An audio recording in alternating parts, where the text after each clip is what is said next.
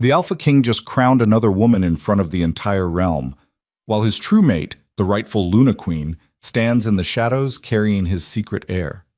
Tonight, Elena Varelli will either break or become something far more dangerous than a betrayed queen. Stay until the end to see how a woman they called Baron unleashes a storm that rewrites an empire. Drop a like and tell me what city you're watching from. The coronation hall reeked of roses and lies. Elena stood at the back of the throne room, half hidden behind a marble column, watching Ronan place the Luna crown on another woman's head. The gold circlet caught the torchlight, throwing fractured shadows across Leora's pale face. Leora, who smiled like she'd won a war without ever lifting a blade. The crowd roared. Thousands of wolves from every corner of the kingdom, their voices shaking the vaulted ceiling. They chanted Leora's name. They chanted for the heir she carried, Ronan's heir, or so everyone believed. Elena's hand drifted to her own stomach. Beneath the heavy folds of her cloak, barely a swell. 12 weeks. Maybe 13. She'd stopped counting after the palace physician told Ronan she was barren, after Ronan believed him. She should have left then, should have run the moment she saw the doubt creep into his eyes. But she'd stayed foolish and hopeful, thinking the bond they shared, the sacred mate bond that tied Alpha to Luna, soul to soul, would be enough. It wasn't. By the power vested in me as Alpha King, Ronan's voice boomed across the hall, deep and commanding, I declare Leora Ashford the Luna Queen of the Northern Territories, mother of my heir, my chosen mate. Chosen. The word was a knife between Elena's ribs. The crowd erupted again. Nobles in silk and fur pressed forward, bowing, pledging loyalty. Servants rushed to pour wine. Musicians struck up a triumphal march.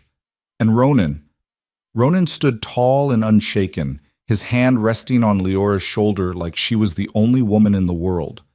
Elena's wolf snarled inside her chest, clawing at the edges of her control.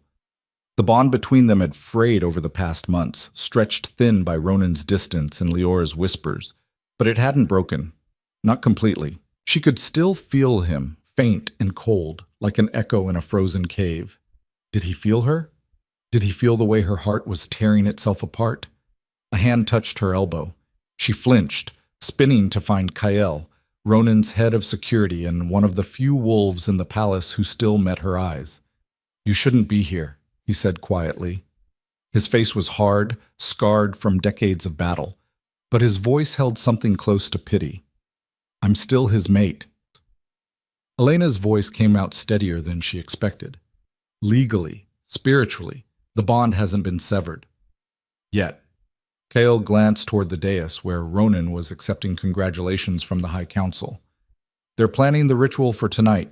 Once the moon rises, it's done. You'll be nothing. Nothing. She'd been nothing for months. Ever since Leora arrived at court, glowing and demure, carrying what everyone said was impossible, a child from the king. Ronan's advisors had called it a miracle, a sign from the moon goddess herself. Elena had called it what it was, a trap. But no one listened to a barren queen. Tell me something, Kael. She kept her eyes on Ronan. Do you believe it? That Leora's child is his? Kael didn't answer right away.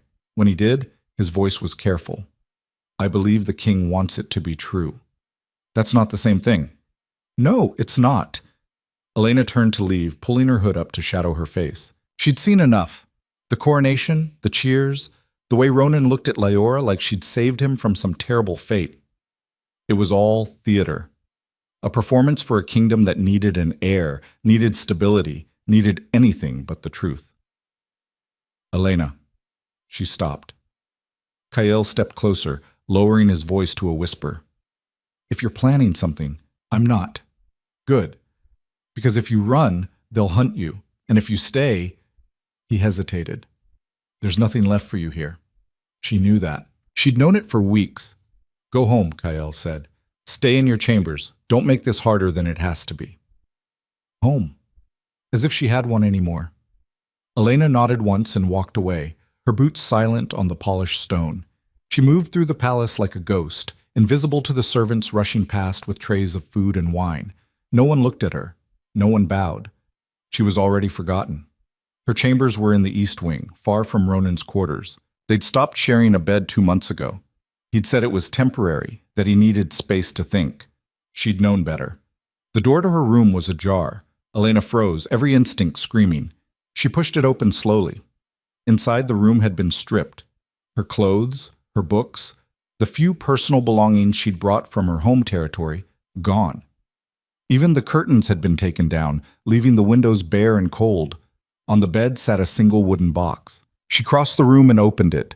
Inside was a folded letter, sealed with the royal crest, and a small vial of silver liquid. Wolfsbane extract. Enough to dull her wolf, make her weak and human for a few hours. She unfolded the letter. Elena, by order of the High Council and the will of the Alpha King, your title as Luna Queen is hereby revoked. You are to vacate the palace by dawn. Any attempt to contest this decision will be considered an act of treason. The vial is a courtesy. It will make the bond-breaking ritual less painful for you. We suggest you take it. High Chancellor Oren. No signature from Ronan. Not even a line. Elena read it twice, then set it down carefully. Her hands didn't shake, her breathing stayed even. She felt nothing. A strange, hollow calm that settled over her like snow. She picked up the vial, held it to the light. The liquid inside shimmered, toxic and beautiful. Then she threw it against the wall. Glass shattered. Wolfsbane splattered across the stone, hissing faintly where it touched the mortar. The smell was sharp, bitter, wrong. Elena turned and walked to the window. Outside, the palace grounds stretched toward the forest, dark and endless under the rising moon. She could see the outer gates, the guards stationed along the walls. They'd let her leave. She was no threat anymore, except she was. Her hand moved to her stomach again. The life growing inside her was strong, stronger than it should be at this stage. She could feel it, a steady pulse of power that didn't belong to her alone. This child was Alpha-born, royal blood, the true heir. And Ronan didn't know. A bitter smile touched her lips. Let him crown his false queen. Let him sever the bond and pretend Leora's child would save the kingdom. In a few months, when the truth came out, when Leora's bastard was born without the alpha mark, without the strength or the claim, Ronan would realize what he'd done. But by then, Elena would be gone.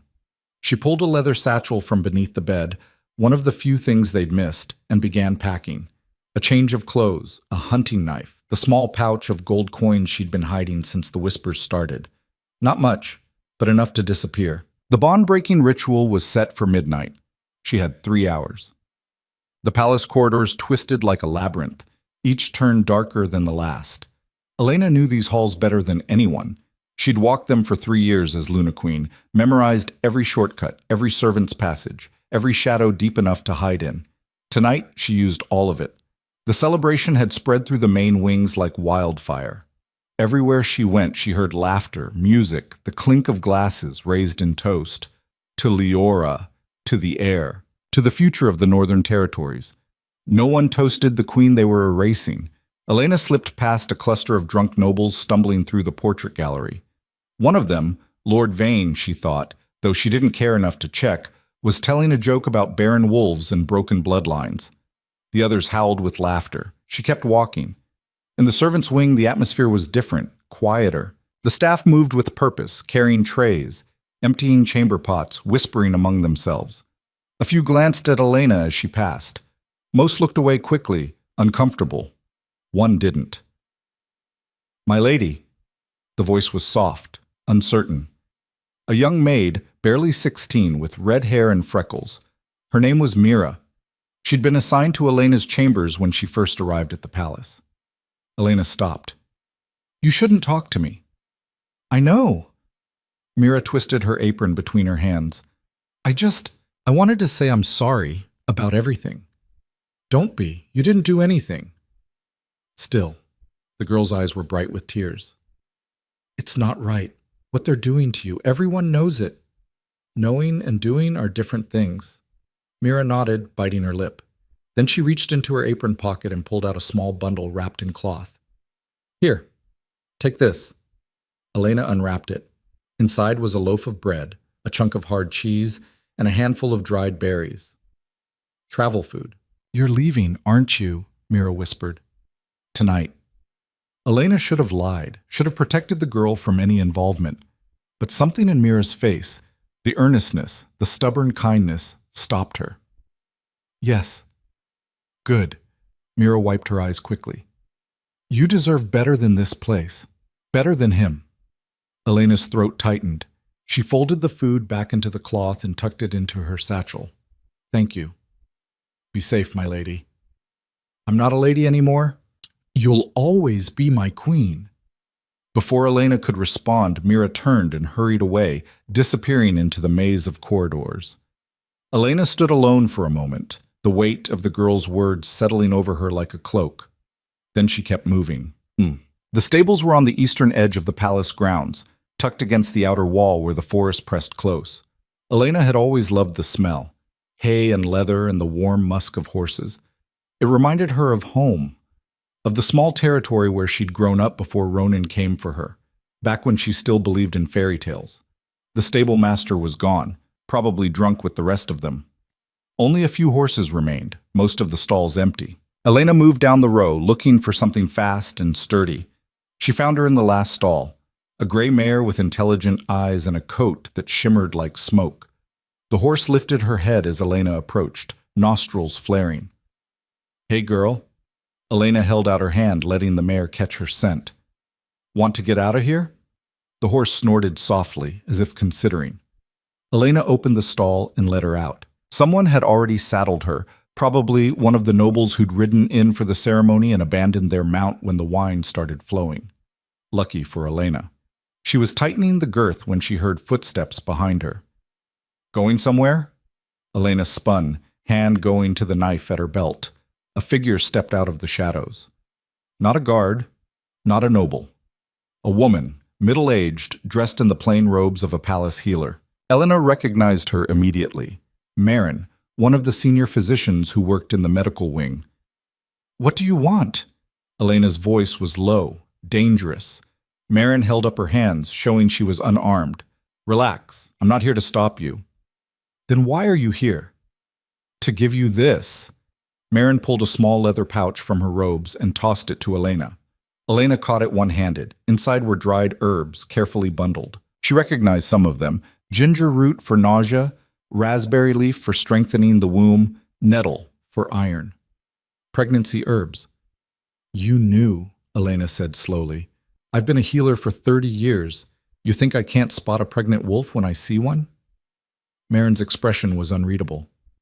I knew the day you came to me complaining about fatigue and dizziness, long before the high physician declared you barren. Why didn't you say anything? Because I'm not a fool, Marin crossed her arms. The king wanted you gone. The council wanted you gone. Even if I'd told them the truth, they wouldn't have believed me. Or worse, they would have believed me and taken the child. Elena's hand moved protectively to her stomach. How far along do you think I am? 14 weeks, maybe 15? Alpha pregnancies move fast. You've got 4 months at most before that baby comes. Marin's eyes were sharp, assessing. Where will you go? Somewhere they won't find me. Good luck with that. Ronan's trackers are the best in 5 territories. Marin paused. But if you're smart, you'll head south, cross into human lands, mask your scent with ash and river water. Stay away from wolf territories until after the birth. Why are you helping me? Marin's expression softened, just slightly. Because I took an oath to protect life. And because I've seen enough women destroyed by powerful men who couldn't see past their own pride. She turned to leave, then stopped. One more thing. That child you're carrying? It's strong. Stronger than any I've felt in years. Whatever happens, Elena, keep it safe. Then she was gone, melting back into the shadows like she'd never been there at all. Elena stood holding the pouch of herbs, her mind racing. 14 weeks, 4 months. The timeline was tighter than she'd thought. She needed to move, now. She swung up into the saddle, settling the satchel across her shoulders. The mare shifted beneath her, eager to run. Let's go, Elena whispered. They moved through the stable yard at a walk, quiet and careful. The outer gate was manned by a single guard, a young wolf Elena didn't recognize, probably fresh from one of the outer packs. He looked up as she approached, his hand moving to his sword. Halt! No one's supposed to leave without— I'm leaving. Elena's voice was flat, final. You can let me through, or you can try to stop me. Your choice. The guard hesitated, clearly torn between duty and self-preservation. He was young, inexperienced. He'd probably never faced a Luna before, even a disgraced one. Elena let her wolf rise to the surface, just enough that her eyes flashed gold in the torchlight, just enough that the scent of alpha power rolled off her in waves. The guard took a step back. Smart boy, Elena said, and rode through the gate. The forest swallowed her whole. Within minutes, the palace lights disappeared behind a wall of trees. The path was narrow and treacherous, roots and rocks hidden beneath a layer of dead leaves. Elena let the mare pick her way carefully, trusting the horse's instincts more than her own in the darkness. The bond hummed faintly at the back of her mind, a thin thread still connecting her to Ronan. She could feel him, distant, distracted, wrapped up in his false coronation. He hadn't noticed her leaving yet. He would. Soon. Elena pushed the mare faster, urgency driving her forward. The forest grew thicker, wilder. This was the boundary territory, the no-man's land between the palace grounds and the outer regions. Few wolves came here. It was considered bad luck, haunted by the ghosts of old wars. Perfect. She rode for hours, until her thighs ached and her back screamed in protest. The moon climbed higher, full and bright, casting silver shadows through the canopy. Somewhere in the distance, a wolf howled, then another. The sound made her mare nervous, ears flicking back and forth. Easy, Elena murmured, stroking the horse's neck. We're almost— The bond snapped. It happened so suddenly that Elena gasped, nearly falling from the saddle. Pain exploded through her chest, white-hot and all-consuming. It felt like someone had reached into her ribcage and torn out her heart. The mare screamed and reared. Elena held on by pure instinct, her vision swimming. The bond that had connected her to Ronan since the moment they met, the sacred tie that marked them as true mates, shredded like paper, unraveling faster than thought. She felt him for one last second, confusion, surprise, something that might have been regret. Then nothing. The emptiness was crushing, like falling into an abyss with no bottom. Like drowning in silence so absolute it became its own kind of scream. Elena slid off the horse and hit the ground hard. Snow soaked through her cloak, freezing against her skin. She couldn't breathe, couldn't think. The world tilted and spun, and all she could feel was the absence where Ronan used to be. The ritual was complete. High Chancellor Oren had performed the severing. Ronan had allowed it. She was free. She was alone. Elena pressed her face into the snow and screamed. Not a human scream, a wolf's howl, raw and primal, full of rage and grief and something too big to name. It tore from her throat, echoing through the forest, sending birds scattering from the trees. When it finally faded, she was shaking. Her hands were numb. Her wolf thrashed inside her chest, wounded and furious, looking for something to tear apart.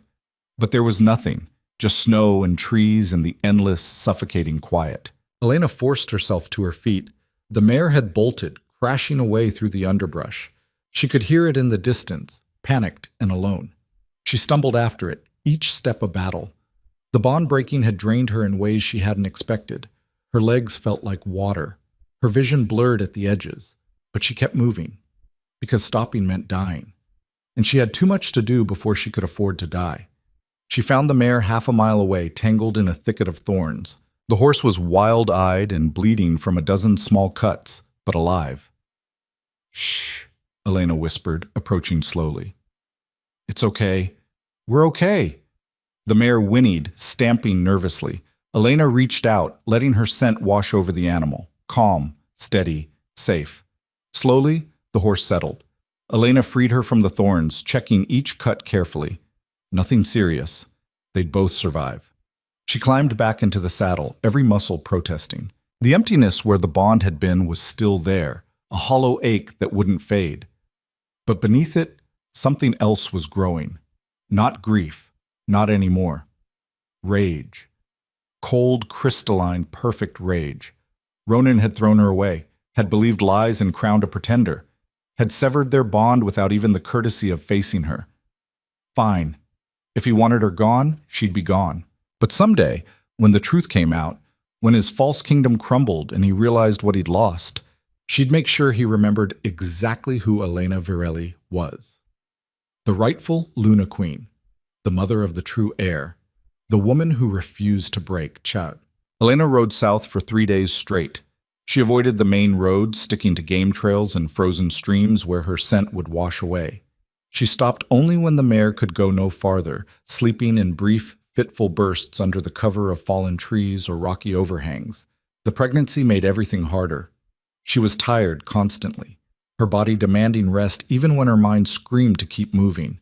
The nausea came in waves, forcing her to stop and retch into the snow. The herbs Marin had given her helped, but only barely.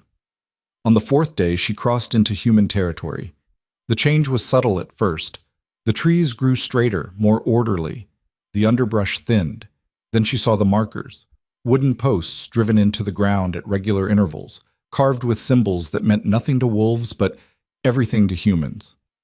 Property lines, borders, civilization. Elena's wolf recoiled instinctively. Human lands were dangerous for wolves, especially lone females. There were hunters, trappers, people who'd kill a shifter for the bounty without asking questions. But it was also the last place Ronan's trackers would look. She found a stream and dismounted, leading the mare to drink. While the horse rested, Elena stripped down to her underclothes despite the cold and waded into the water. It was freezing, so cold it burned, but she forced herself to stay under. She scrubbed at her skin with handfuls of sand and ash from a dead fire she'd found upstream, masking her scent until she smelled like nothing at all. When she climbed out, her lips were blue and her hands wouldn't stop shaking, but she smelled human, ordinary, forgettable, good enough. She dressed quickly, layering on every piece of clothing she had. The satchel felt lighter than it should. She was running out of food, out of coin, out of options, but she was still moving, still ahead of the hunters. That had to count for something. The town appeared at sunset. It was small, barely more than a crossroads. A handful of buildings clustered around a central square, smoke rising from chimneys, the smell of cooking meat drifting on the wind. Elena's stomach growled painfully. She couldn't remember the last time she'd eaten anything more substantial than dried berries and stale bread. She led the mare down the main street, drawing curious glances from the few people still outside. A woman hanging laundry, an old man smoking a pipe on his porch, a pair of children chasing a dog through the mud. Normal. Human. Safe. Elena found a stable at the edge of town and paid the owner, a weathered man with kind eyes, to board the mare for the night. He gave her directions to the boarding house, and she walked the last few blocks alone. The boarding house was a narrow 3-story building with peeling paint and crooked shutters. A faded sign above the door read, "Mrs. Halloway's Rooms." Inside it smelled like cabbage and old wood. A heavy-set woman stood behind a scarred wooden counter, squinting at a ledger. "Help you?" She didn't look up. "I need a room." Elena's voice was hoarse from disuse. "Long-term, if you have it." "How long?" 4 months, maybe 5. The woman finally looked up, her eyes sharp and assessing. She took in Elena's appearance, the worn cloak, the bruised shadows under her eyes, the way she held herself like someone braced for a blow. "You in trouble, girl?" Elena met her gaze steadily. "No more than anyone else." Mrs. Halloway snorted. "That's not an answer." "It's the only one I've got." They stared at each other for a long moment. Then the woman shrugged and turned the ledger around. $2 silver a week, paid in advance, no men in the rooms, no noise after dark. You cause trouble, you're out. Understood? Understood. Elena counted out 8 silver coins, 4 weeks' rent. It left her with almost nothing, but she'd figure that out later. Mrs. Halloway handed her a key. "3rd floor, room 12. Breakfast is at dawn, dinner at dusk. Miss either meal? You don't eat." "Thank you." "Don't thank me yet. You've got the look of someone running from something that catches up with people eventually." Elena took the key and climbed the stairs, each step heavier than the last. By the time she reached the 3rd floor, she was exhausted, her legs trembling. Room 12 was barely bigger than a closet.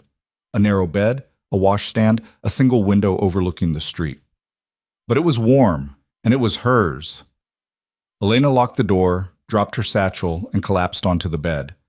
For the first time in days, she let herself cry. Not for Ronan, not for the bond, for herself. For the woman she'd been, naive enough to believe love and loyalty mattered, foolish enough to think she'd be safe. She cried until there was nothing left. Then she wiped her face, placed a hand on her stomach, and made a promise. "No one will ever make us feel worthless again," she whispered. "No one will ever throw us away. We're going to survive this, and when we're strong enough, we're going to make them remember what they tried to erase." The baby kicked in response, small, fierce, alive. Elena smiled through the tears. Let Ronan have his false queen. Let him pretend his kingdom was stable. The real storm was coming. And her name was Elena Varelli. The boarding house became a cage Elena decorated with silence. She took the name Claire Voss, paid her rent on time, kept her head down, worked when she could, mending clothes for the tailor 2 streets over, scrubbing floors at the tavern, anything that didn't require questions or references or proof of a past that didn't exist. The other tenants ignored her, which was exactly what she wanted. Mrs. Halloway watched her with suspicious eyes but said nothing as long as the silver kept coming. 3 weeks passed, then 4. Elena's belly grew rounder, harder to hide beneath the loose dresses she'd bought from the second-hand shop. She stopped taking jobs that required bending or lifting, started sleeping with the knife under her pillow and the window cracked open, always ready to run. The nightmares came every night. Ronan's face, Leora's crown, the bond snapping like a breaking bone. She'd wake up gasping, her hand pressed to her chest where the emptiness lived, and have to remind herself she was still alive. Still free. The baby kicked more now. Strong, insistent movements that sometimes took her breath away. She'd press her hand to her stomach and feel the life inside her, fierce and demanding, already fighting for space. "You're going to be a terror," she whispered one night, alone in her room. "Just like your mother." A sharp kick in response, right against her ribs. Elena smiled despite herself. Winter deepened. Snow piled against the windows. The boarding house grew colder, the thin walls doing little to keep out the wind. Elena wrapped herself in every blanket she owned and rationed her coal, making each piece last as long as possible. Her coin was running low. Another week, maybe 2, and she'd be out. Then what? She tried not to think about it. Tried to focus on surviving one day at a time. But the worry gnawed at her, especially at night when sleep wouldn't come, and the future felt like a cliff she was walking toward in the dark. On a Tuesday morning in late January, everything changed. Elena was walking back from the market, her arms full of potatoes and turnips, cheap food that would last, when she caught the scent. Wolf. Not human, not animal. Wolf. She froze mid-step, her heart slamming against her ribs. The market square was crowded, full of people haggling over fish and bread, children running between the stalls. No one else seemed to notice anything wrong. But Elena's wolf was screaming. She turned slowly, scanning the crowd. There, at the edge of the square, half hidden behind a cart selling winter apples. A man. Tall, broad-shouldered, dressed in traveling clothes that were too fine for a place like this. His eyes met hers. Recognition flashed across his face. Elena dropped the potatoes and ran. She didn't think, didn't plan. Just bolted into the nearest alley, her boots slipping on the icy cobblestones. Behind her, she heard shouting, the crash of the apple cart going over. He was following. Elena ran harder, her lungs burning, the baby a heavy weight that threw off her balance. The alley twisted and turned, spilling out into a narrow street lined with warehouses. She ducked between 2 buildings, pressing herself into the shadows, trying to control her breathing. Footsteps. Getting closer. "Elena?" The voice was male, calm, infuriatingly patient. "I know you're here. I can smell you." She didn't move, didn't breathe. "I'm not going to hurt you. The king just wants to talk." Like hell he did.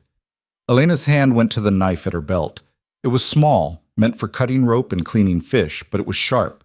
She'd used it on Gareth. She could use it again. The footsteps stopped. A shadow fell across the mouth of the alley.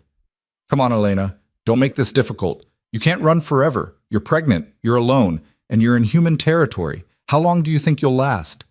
She stepped out of the shadows, knife in hand. The man wasn't Gareth. This one was older, leaner, with gray streaking his dark hair and scars crisscrossing his forearms. She recognized him. Marcus, one of Ronan's senior trackers, a man who'd never lost a target. "Stay back," Elena said, her voice low and dangerous. Marcus held up his hands, showing he was unarmed. "Easy. I told you, I'm not here to hurt you. Then what do you want?" "To bring you home." "I don't have a home." "The king disagrees." Marcus's expression was unreadable. "He knows about the child, Elena, knows it's his. He wants you back at the palace. Both of you, safe." Elena laughed, sharp and bitter. "Safe? Is that what he calls it? He severed our bond, Marcus. He crowned another woman. He threw me away like garbage. And now he wants me back because suddenly I'm convenient again? It's not like that. It's exactly like that." She tightened her grip on the knife. "Go back to Ronan. Tell him I'm dead. Tell him the child died with me. Tell him whatever you want. But I'm not going back." Marcus's jaw tightened. "You think you can raise an alpha heir alone? In the human world? They'll kill you both the moment they figure out what you are. Better dead than his prisoner." "Elena!" She lunged.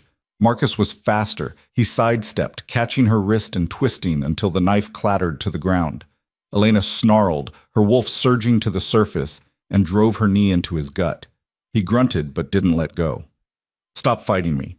I don't want to hurt you, but I will if you make me." Elena twisted, trying to break free. Her pregnancy made her slower, clumsier.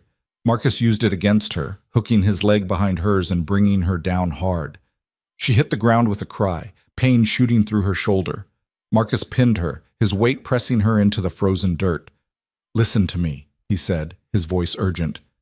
"Ronan made a mistake. He knows that now. Leora's child. It's not his. The physicians confirmed it. She tried to pass off another man's bastard as the heir. The entire court knows. She's been imprisoned. Ronan's looking for you because you're carrying the only legitimate heir he has." Elena went still. "You're lying." "I'm not. Leora's lover confessed everything. She planned it from the beginning. Seduce the king, claim the child was his, take the crown. It almost worked." And Ronan believed her. "Yes." Marcus's expression was grim. He believed her. He was a fool. But he's trying to fix it now. He wants you back, Elena. He wants his son. "What about what I want?" Marcus hesitated. "What do you want?" Elena stared up at him, breathing hard. What did she want? Revenge? Safety? To watch Ronan's kingdom burn while she stood in the ashes? All of it. None of it. "I want to be left alone," she said finally. "I want to raise my child in peace. I want Ronan to forget I ever existed." "That's not going to happen. You're carrying the heir to the Northern Territories. That makes you the most important person in the kingdom, whether you like it or not." "I didn't ask for that." "None of us ask for what we're born into." Marcus shifted his weight, still keeping her pinned but easing the pressure slightly. "Come back with me. Let the king make this right." "He can't make this right. He broke something that can't be fixed." "Maybe not. But your child deserves a chance, deserves to know who he is, where he comes from. You can hate Ronan all you want, but don't punish the boy for his father's mistakes." The words hit harder than Elena expected. She thought of her son, unborn, unnamed, already carrying the weight of a legacy he didn't choose. What kind of life could she give him here? Running, hiding, always looking over her shoulder? But going back meant facing Ronan, meant stepping back into a world that had tried to destroy her. Before she could answer, Marcus's head snapped up. His nostrils flared. "We're not alone," he said quietly. Elena smelled it a second later. More wolves. At least 3, maybe 4. Coming fast. Marcus released her and stood, his body tense. "Those aren't mine." "Then whose?" A figure dropped from the warehouse roof, landing between them with inhuman grace. A woman, blonde and brutal-looking, with a crossbow aimed at Marcus's chest. "Step away from her," the woman said. Marcus raised his hands. "Who are you?" "Someone who doesn't answer to your king." The woman's eyes flicked to Elena. "You, Elena Virelli?" Elena pushed herself up, her shoulder throbbing. "Who's asking?" "A friend.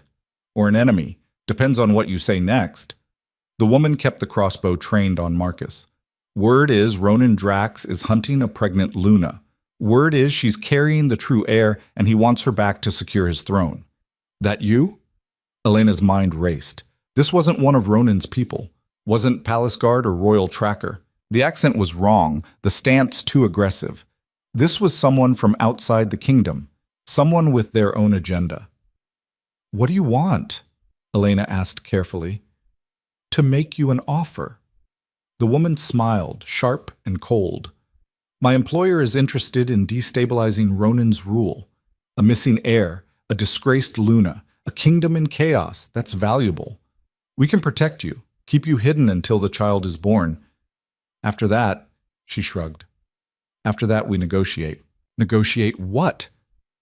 The boy's future, Ronan's downfall, a new order in the Northern Territories. The woman's smile widened. Interested? Marcus moved, fast as lightning. He grabbed for the crossbow, twisting it out of the woman's hands and slamming her into the wall. Elena, run! 2 more figures appeared at the mouth of the alley. Male, armed with silver blades. Mercenaries, Elena realized. Wolf hunters. The woman Marcus had pinned drove her elbow into his throat. He staggered back, choking, and she kicked him in the chest hard enough to crack ribs. Last chance, Luna, the woman said, advancing on Elena. Come with us, or we leave your body for the crows. Elena's wolf snarled. Power flooded her veins, the same wild electric energy she'd felt when she killed Gareth. It burned through her exhaustion, sharpening her senses to a razor's edge. She didn't think, just moved. Her claws extended, longer and sharper than they should be. She slashed at the woman, catching her across the face. Blood sprayed. The woman screamed and fell back. The 2 mercenaries rushed forward. Elena met them head-on, her movements fluid and deadly despite the pregnancy. She ducked under a blade, drove her claws into the first man's gut, tore them free in a spray of gore. The second man hesitated, clearly not expecting a pregnant woman to fight like a demon. It cost him his life. Elena ripped out his throat before he could raise his weapon. Behind her, Marcus had recovered. He grabbed the blonde woman by the hair and slammed her face into the cobblestones until she stopped moving. Silence fell over the alley. 3 bodies on the ground, blood pooling in the gaps between the stones. Elena stood in the center of it, breathing hard, her hands slick with blood. The power that had surged through her moments ago was fading, leaving her shaking and dizzy. What the hell was that? Marcus stared at her, shock written across his face. You shouldn't be that strong. Not pregnant. Not after a bond breaking. Elena looked at her hands. The claws were retracting, her skin returning to normal, but she could still feel it, that wild, dangerous power coiled inside her chest. I don't know, she whispered. Marcus moved closer, his expression wary. That wasn't normal wolf strength, Elena. That was something else, something... He trailed off, his eyes widening. It's the baby. It's making you stronger. That's impossible. Is it? Alpha children are powerful even in the womb. They share their strength with the mother, especially when she's in danger. But I've never seen it like this. He shook his head. Ronan needs to know about this. Ronan doesn't need to know anything. Elena, no. She stepped back, wiping the blood on her dress. I killed 3 people, Marcus. 3. And I'm going to kill anyone else who tries to take me back. Tell Ronan that. Tell him his heir is growing inside a woman who would rather die than see his face again. You don't mean that. I mean every word. Marcus stared at her for a long moment. Then he sighed, running a hand through his hair. You can't stay here. Those mercenaries, someone hired them. If they found you, others will too. Then I'll keep moving. Where? You're running out of places to hide, running out of time. He gestured to her stomach. In a few months, that baby is coming, whether you're ready or not. You need somewhere safe, somewhere with healers, supplies, protection. I don't need Ronan's protection.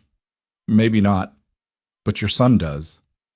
The words hung between them, heavy and undeniable. Elena wanted to argue, wanted to tell Marcus to go to hell, that she'd figure it out on her own, that she didn't need anyone. But she was tired, so tired, and the baby was getting heavier, demanding more of her energy, her strength. She was barely surviving as it was. How was she supposed to deliver an alpha child alone? If I go back, she said slowly, I want terms. Marcus raised an eyebrow. Terms? I'm not his mate anymore. The bond is gone. I won't pretend otherwise. I go back as the mother of his heir, nothing more. No reconciliation, no forgiveness, just coexistence until the child is born and old enough to survive without me. And then? Then I leave. For good. Marcus considered this. Ronan won't agree to that. Then Ronan doesn't get his heir. You'd keep the boy from his father? From his birthright? Elena's smile was sharp and cold. Watch me. They locked eyes. Marcus was the first to look away. I'll take your terms to the king, he said finally, but I can't promise he'll accept them. He's not himself lately. The situation with Lyora, the council questioning his judgment, half the kingdom thinking he's weak, it's broken something in him. Good, Elena said flatly. Now he knows how it feels. Marcus opened his mouth to respond, but footsteps echoed at the end of the alley. More people coming. The fight had drawn attention. We need to move, Marcus said. Now, before the town guard shows up and starts asking questions. Elena glanced at the bodies one last time. 3 lives she'd taken without hesitation, without remorse. What was she becoming? She didn't have time to answer. Marcus grabbed her arm, pulling her toward the back of the alley where a narrow passage led between the warehouses. They ran. They made it to the edge of town before Elena collapsed. Her legs gave out without warning, sending her crashing to her knees in the snow. The adrenaline that had carried her through the fight was gone, leaving nothing but exhaustion and pain. Elena. Marcus crouched beside her. Can you stand? Give me a minute. We don't have a minute. Those mercenaries have friends. They'll be looking for us. Then leave me. Elena's voice was barely a whisper. Take the message to Ronan and go. I'm not leaving you. Why not? I'm nothing to you. Nothing to him. Marcus was quiet for a moment. When he spoke, his voice was gentler than she expected. You're the mother of the future king. That makes you everything. Elena laughed bitterly. Funny. 3 months ago, I was barren and worthless. Now I'm everything. How quickly things change. Ronan was wrong about a lot of things. That doesn't fix what he broke. No, it doesn't. Marcus helped her to her feet, supporting her weight. But maybe it's a start. They walked to the edge of the forest where Marcus had left his horse, a massive black stallion that snorted and stamped when it caught Elena's scent. Easy, Shadow. Marcus stroked the horse's neck. She's a friend. Are we? Elena asked. Friends? Marcus didn't answer. He helped her into the saddle, then swung up behind her. Hold on! They rode hard into the forest, leaving the town and its bodies behind. Elena leaned back against Marcus's chest, too exhausted to care about pride or propriety. The baby shifted inside her, restless and uncomfortable. How far to the palace? She asked. 4 days, maybe 3, if we push. I don't know if I can make it. You will. Marcus's voice was certain. You're stronger than you think. Stronger than any Luna I've ever met. Elena closed her eyes. She didn't feel strong. She felt broken and scared and so tired she could barely think. But the baby kicked again, sharp and insistent. A reminder that she wasn't alone, wasn't just fighting for herself anymore. Marcus? Yeah? If Ronan refuses my terms, if he tries to keep me prisoner or take my son, he won't. If he does, Elena continued, her voice hard, I'll kill him, and anyone who tries to stop me. I want you to understand that. I'm not the woman I was. I can't be. Not after everything. Marcus was silent for a long time. When he finally spoke, his words were careful. Understood. They rode into the deepening night, the forest closing around them like a fist. Behind them, in the town they'd left burning, the bodies were being discovered. Questions were being asked, and word was spreading. Word of a pregnant woman who killed 3 mercenaries with her bare hands, who moved like a demon and fought like a queen. The hunt was on, and Elena Varelli was running out of places to hide. 3 days into their journey, the weather turned savage. Snow fell in thick, blinding sheets. The wind howled through the trees, driving ice crystals into their faces like needles. Marcus's horse struggled through drifts that reached its chest, each step slower than the last. Elena shivered violently despite the furs Marcus had wrapped around her. Her fingers were numb, her lips blue. The cold was seeping into her bones, stealing what little warmth she had left. "We need to stop," she said through chattering teeth. "Can't. Not yet. There's a way station another mile ahead. We can shelter there." "I don't think I'll make it another mile." Marcus's arms tightened around her. "Yes, you will." But even he sounded uncertain. The baby had stopped moving. Elena pressed her hand to her stomach, trying to feel the familiar kicks, the reassuring pulse of life. Nothing. Panic clawed at her throat. "Marcus, I know. Hold on. We're almost there." The way station materialized out of the storm like a ghost. A small stone building half buried in snow, windows dark, door hanging crooked on its hinges. Abandoned, but it would have to do. Marcus dismounted and pulled Elena down after him. Her legs buckled. He caught her, half carrying her to the door. Inside was barely warmer than outside. The roof had holes. Snow piled in the corners, but there was a fireplace and old dry wood stacked against the wall. Marcus set Elena down near the hearth and went to work building a fire. His hands moved with practiced efficiency, kindling, sparks, careful breaths until flames caught and spread. Warmth began to fill the small space. Elena held her hands toward the fire, but she couldn't stop shaking. "The baby," she whispered. "He's not moving." Marcus crouched beside her, placing his hand on her stomach. His expression grew focused, listening. "He's there," he said after a moment. "Heartbeat strong. He's just conserved, protecting himself from the cold." "Are you sure?" "I'm sure." Marcus met her eyes. "He's a fighter, like his mother."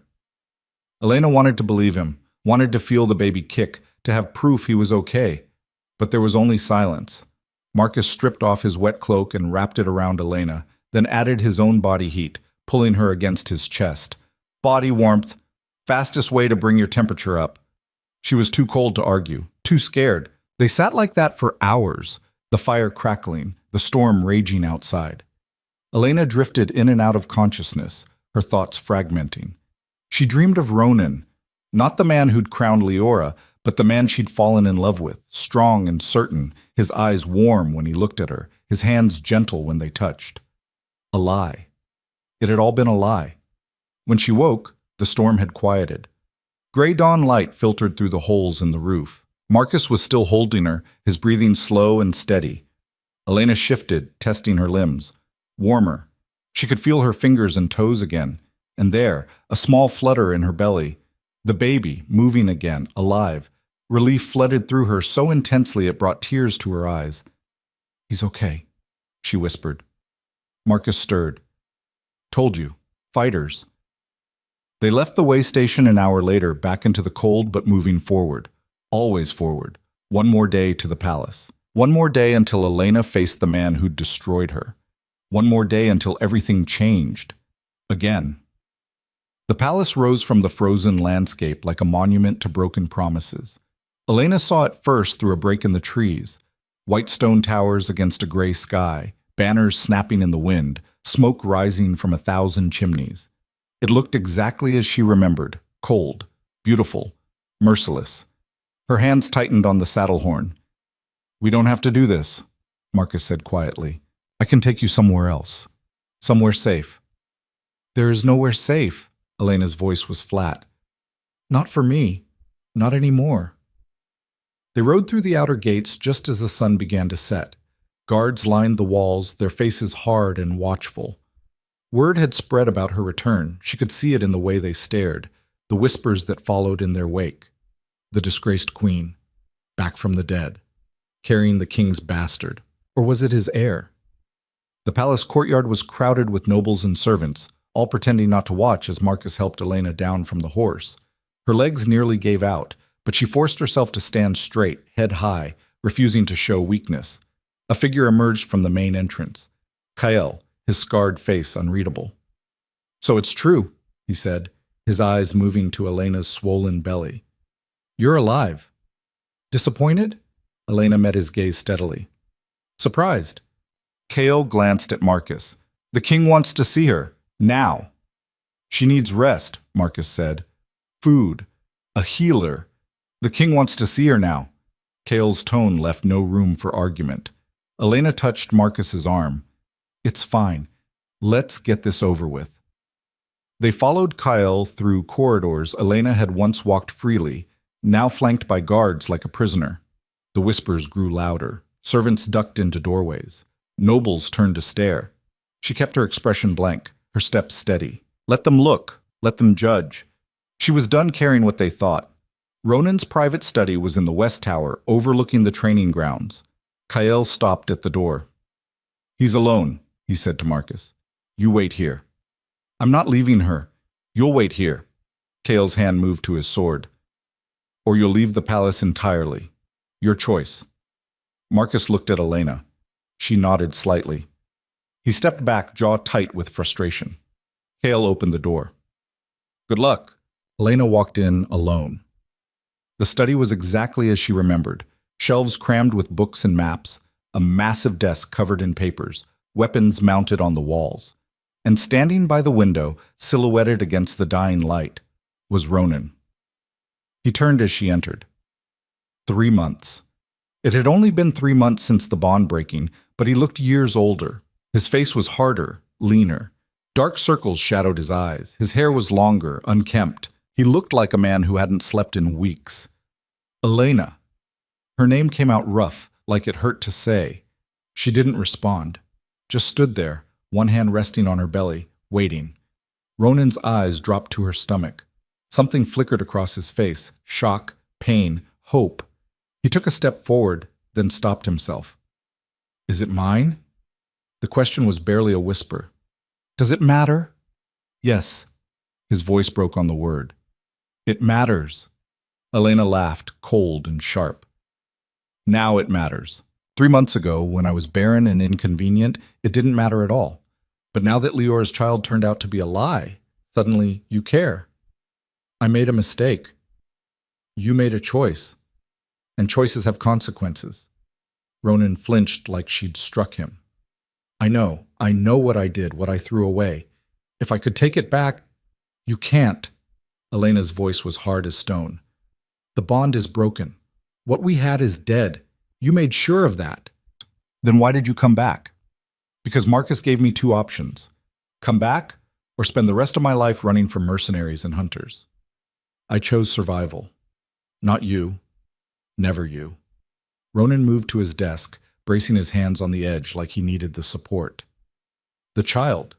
Is it healthy? He's strong, growing fast. Too fast, probably. He? Ronan's head snapped up.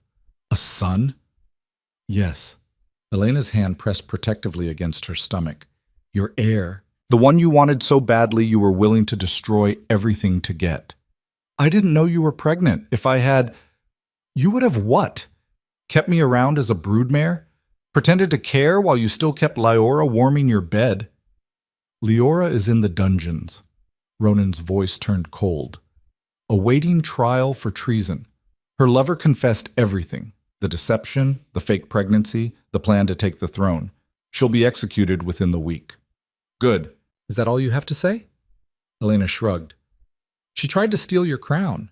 She deserves what she gets, but that doesn't change what you did. You believed her. You chose her. You threw me away like I was nothing. I thought, Ronan's voice cracked. The physician said you were barren, that you could never give me an heir. And then Leora appeared, carrying what they swore was mine, and the council was pushing for stability. And I thought, you thought wrong. Elena cut him off. And now we're both paying the price. Silence fell between them, thick and suffocating. Ronan was the first to break it. What do you want, Elena? Name it. Anything. I want the bond back. The words came out before she could stop them. I want the last 3 months erased. I want to go back to before Leora, before the doubts, before you looked at me like I was worthless. But I can't have any of that. So instead, I want terms. Terms? I stay until the child is born and strong enough to survive without me. You give me rooms in the East Wing, far from yours. You don't touch me, don't speak to me unless absolutely necessary, and you don't pretend we're anything other than what we are. 2 people bound by a child and nothing else. Ronan's face went pale. You're asking me to treat you like a stranger. I'm telling you I am a stranger. The woman you knew died the night you severed the bond. I'm what's left. And after the child is born, I leave. You keep the air. I disappear. We never see each other again. No.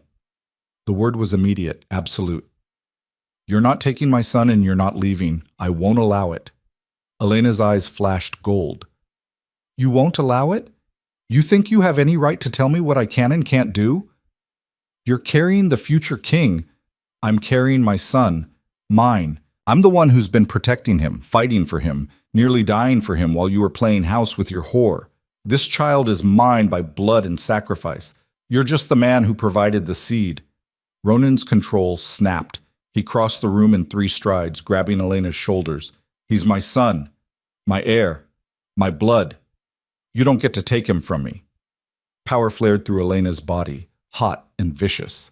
She grabbed Ronan's wrists, her fingers digging in hard enough to bruise. Let go. He did, stumbling back as if burned. His eyes went wide, shocked. What was that? Something that's none of your concern. Elena smoothed her dress, her breathing ragged. Here are my terms. Take them or I walk out that door and you never see either of us again. Ronan stared at her, and for the first time since she'd entered the room, she saw real fear in his eyes.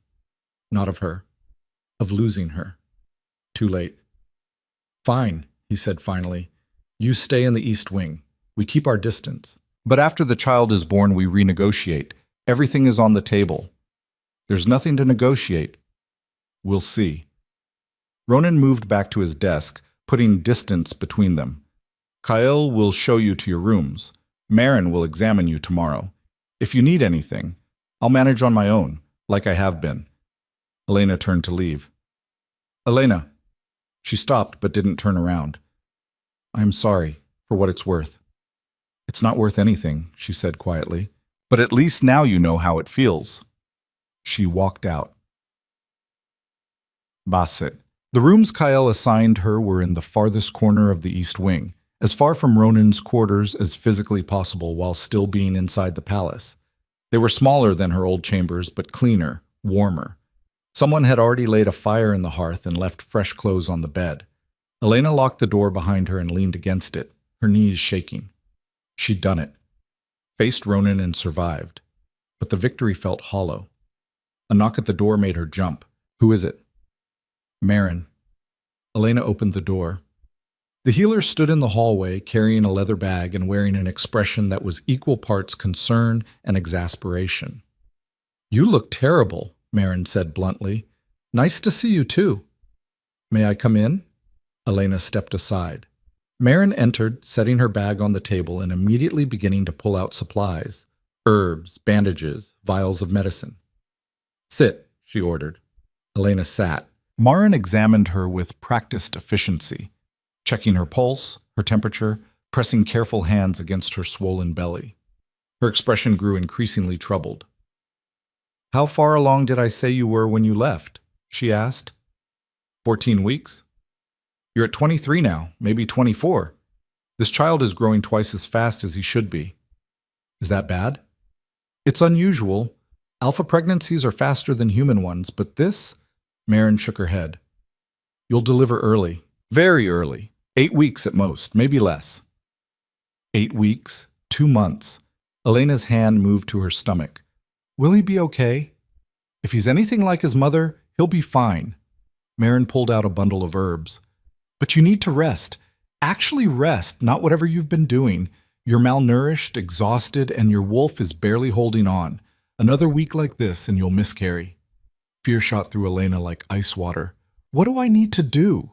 Eat? Sleep? Stay warm? Let me check on you every day. Marin's expression softened slightly. And try not to kill anyone. I heard about the mercenaries. 3-on-1 while pregnant. That's insane even by Luna standards. They didn't give me a choice.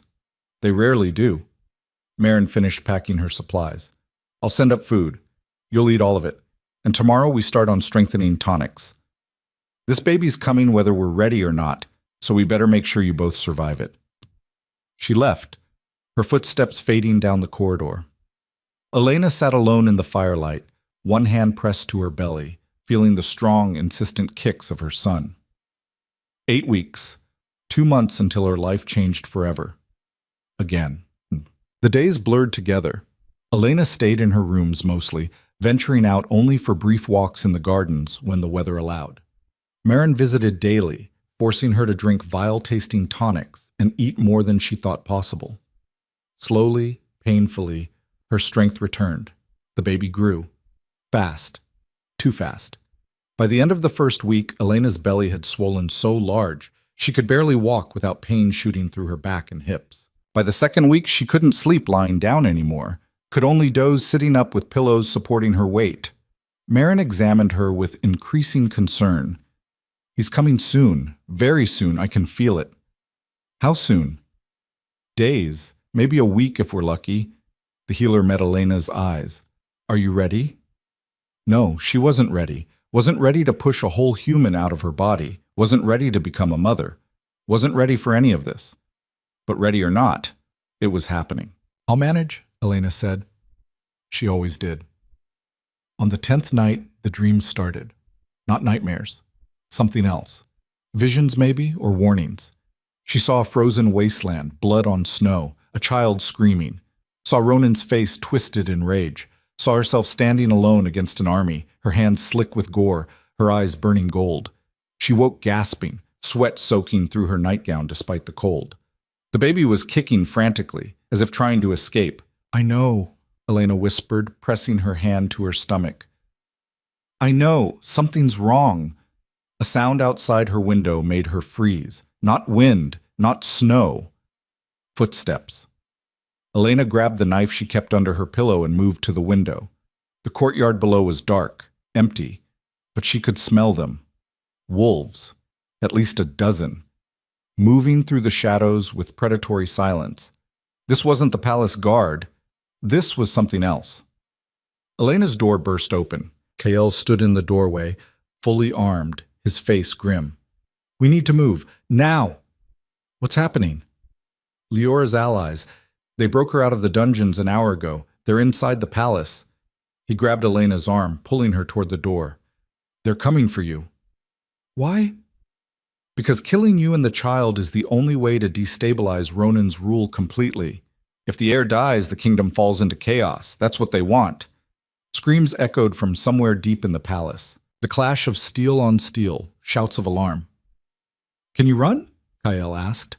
Elena looked down at her enormous belly. "Not far." "Then we fight." He thrust a sword into her hands. Elena took it, the weight familiar and strange at once. She hadn't held a blade since the night she killed Gareth. More footsteps in the corridor, getting closer.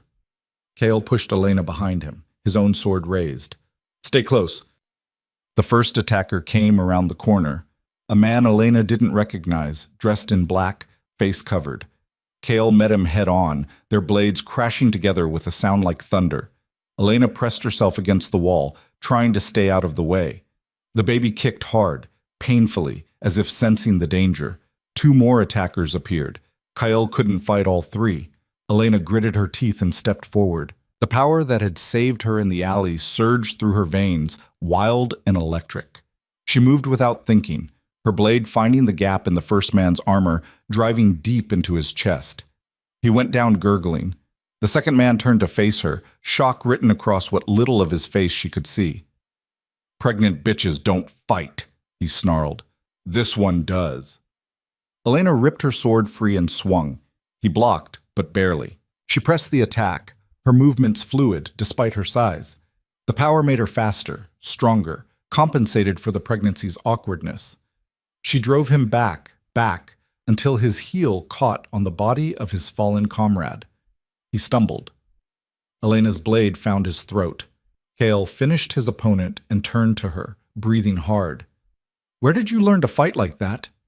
"I didn't." Elena stared at her hands, slick with blood.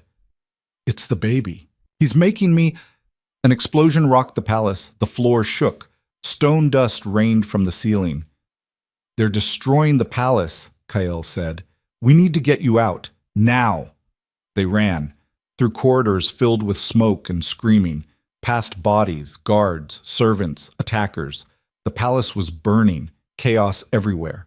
Elena's legs burned, her belly felt like it was tearing apart from the inside. But she kept moving. They reached the stables. Most of the horses were gone, stolen, or freed in the chaos. Only a few remained, wild-eyed and terrified. Kyle grabbed the nearest one, a black mare, and boosted Elena into the saddle. "Ride north, into the mountains. There's an old fortress, abandoned. You'll be safe there until—" "What about Ronan?" "The king can take care of himself." Kale slapped the horse's rump. "Go!" The mare bolted. Elena held on with everything she had, her world narrowing to the pounding of hooves and the cold wind in her face. Behind her the palace burned, orange flames licking at the night sky. She rode into the forest, into the dark, away from everything she'd ever known. The contraction started an hour later. At first Elena thought it was just pain from riding, but then it came again, a crushing, squeezing sensation that wrapped around her entire belly and stole her breath. No, not yet, not now. But her body didn't care about timing or safety or readiness. The baby was coming. Elena pulled the horse to a stop, barely managing to dismount before another contraction hit. She cried out, doubling over, her hands clutching her stomach. Snow began to fall, thick, heavy flakes that blurred the world to white. She needed shelter, needed help. There was nothing.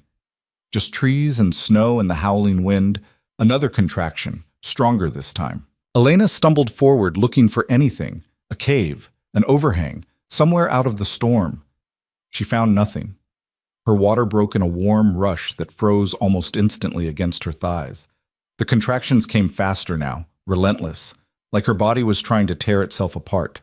Elena collapsed against a tree, gasping. This was happening.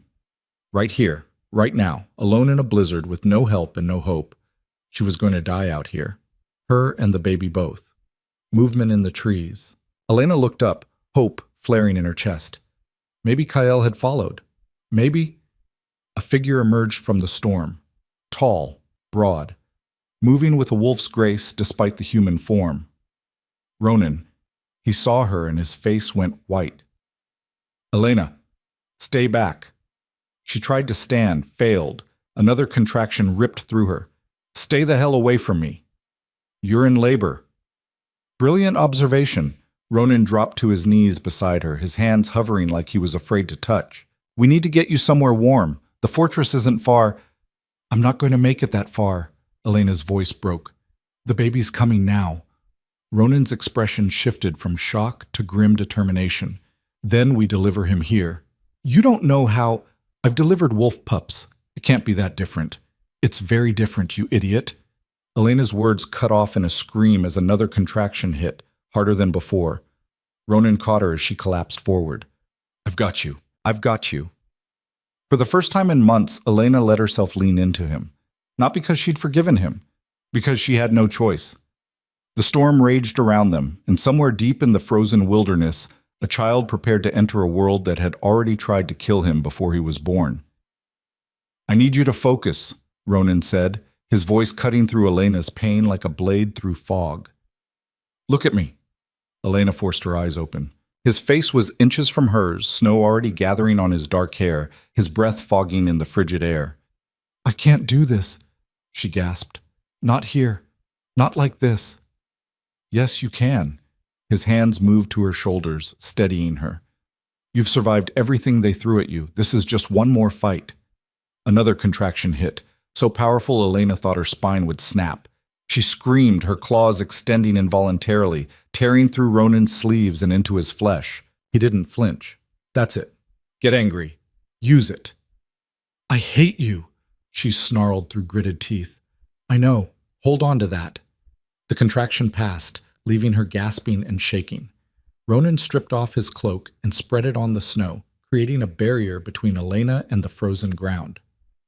"We need to get you out of these clothes," he said. "They're soaked through. You'll freeze. Touch me and I'll kill you. You can kill me after. Right now we're saving our son." He started unlacing her dress with quick, efficient movements. "Trust me or don't, but I'm not letting either of you die out here."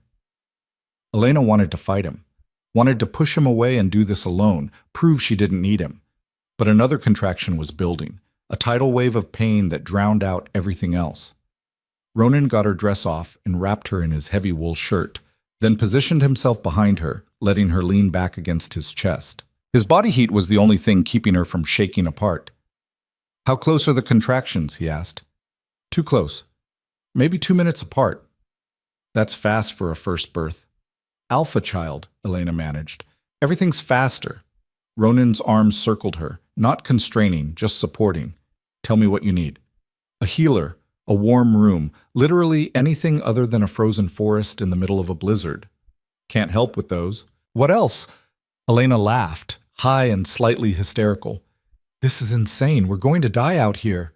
"We're not dying. I won't allow it." "You don't get to decide." The next contraction cut off her words. This one was different, deeper. She felt something shift inside her, felt her body preparing for the final stage. "I need to push," she gasped. "Not yet. Wait until... I need to push now." Ronan moved quickly, positioning himself where he could see. His face went pale. "I can see his head, dark hair. Elena, he's almost here." "Then help me get him out." The next minutes were a blur of pain and pressure, and Ronan's voice in her ear, steady and certain, talking her through each contraction. "Push, breathe, rest, again." Elena bore down with everything she had, her wolf rising to the surface, lending her strength she didn't know she possessed. The power that had saved her in fights, that had killed trained warriors. Now it was focused on this singular purpose, bringing life into the world instead of taking it. "Heads out," Ronan said, his voice tight. "One more push. Just one more." Elena gathered herself, every muscle screaming, and pushed with everything she had left. The baby slid free in a rush of fluid and blood. For one terrible moment, there was only silence. No cry. No movement.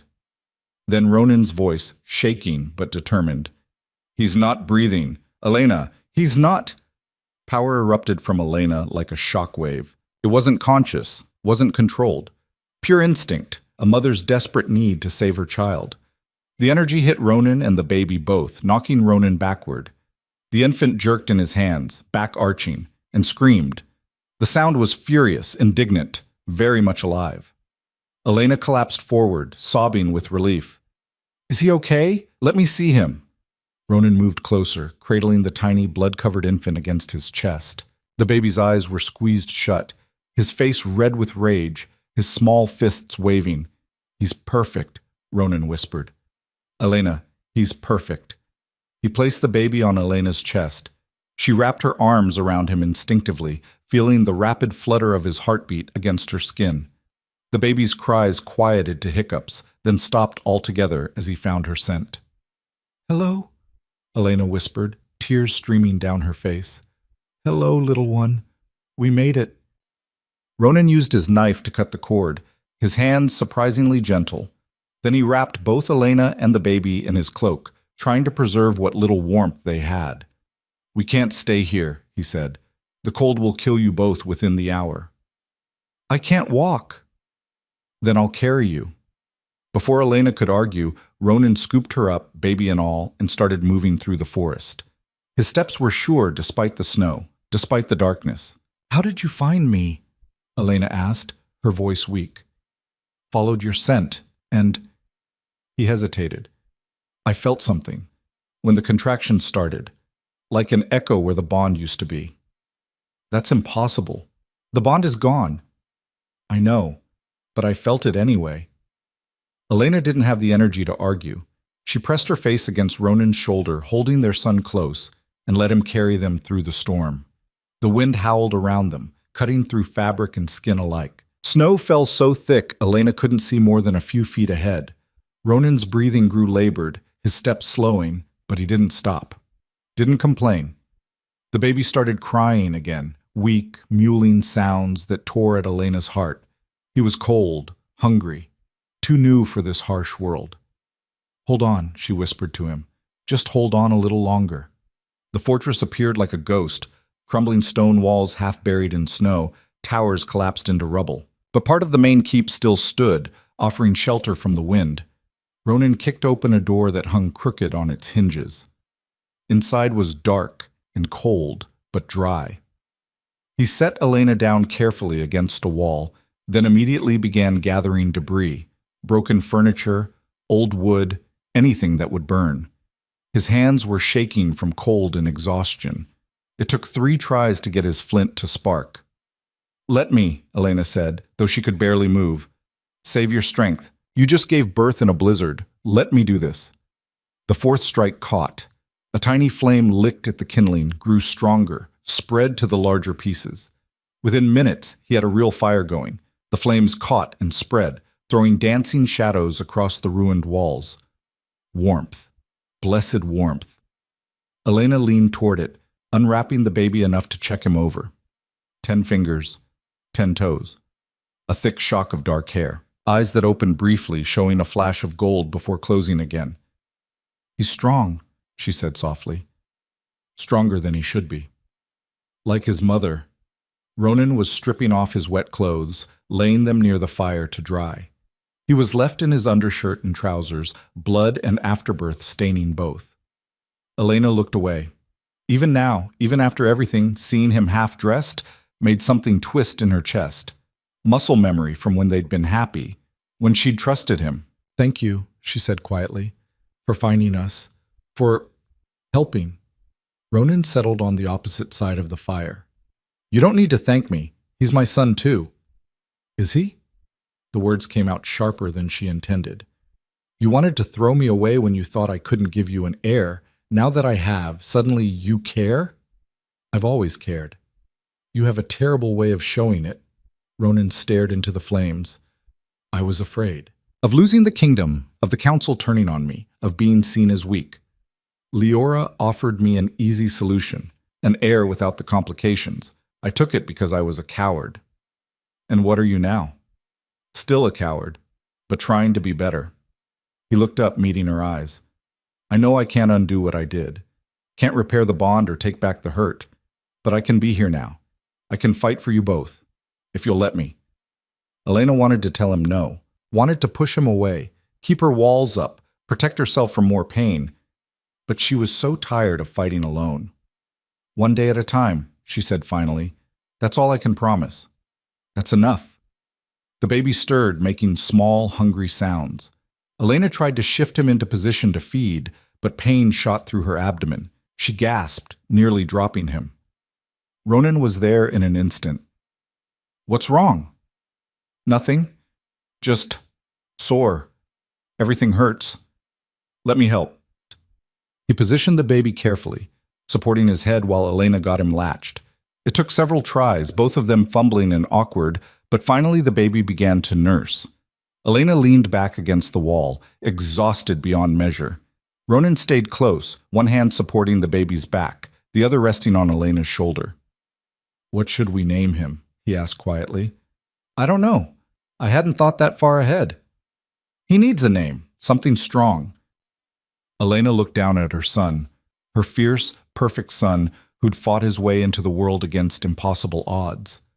"Kieran," she said, "it means dark-haired warrior, seems fitting. Kieran Drax." Ronan tested the name, the true heir to the Northern Territories. "Just Kieran. Let him choose his own titles when he's old enough." They sat in silence, watching the baby nurse, the fire crackling, the storm raging outside. For the first time in months, Elena felt something close to peace. It didn't last. The sound of approaching footsteps jolted them both alert. Multiple sets. Moving fast. Ronan was on his feet instantly, sword in hand. "Stay down. Keep Kieran quiet."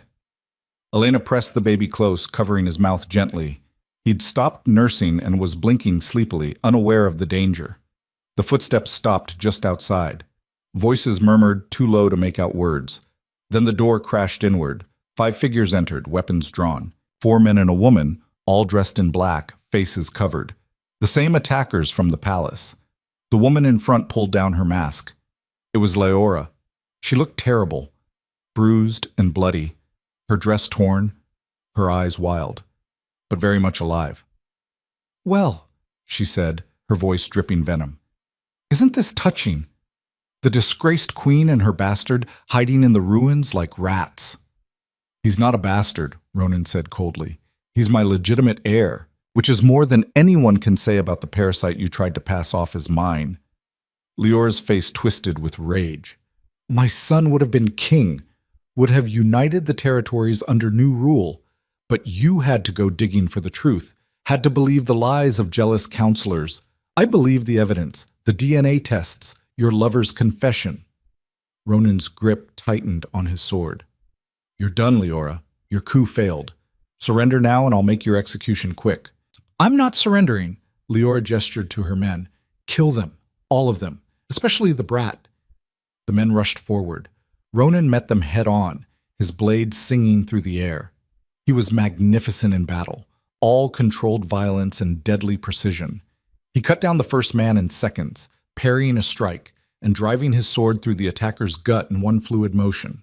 The second man came at him from the side. Ronan spun, his blade catching firelight, and slashed across the attacker's throat.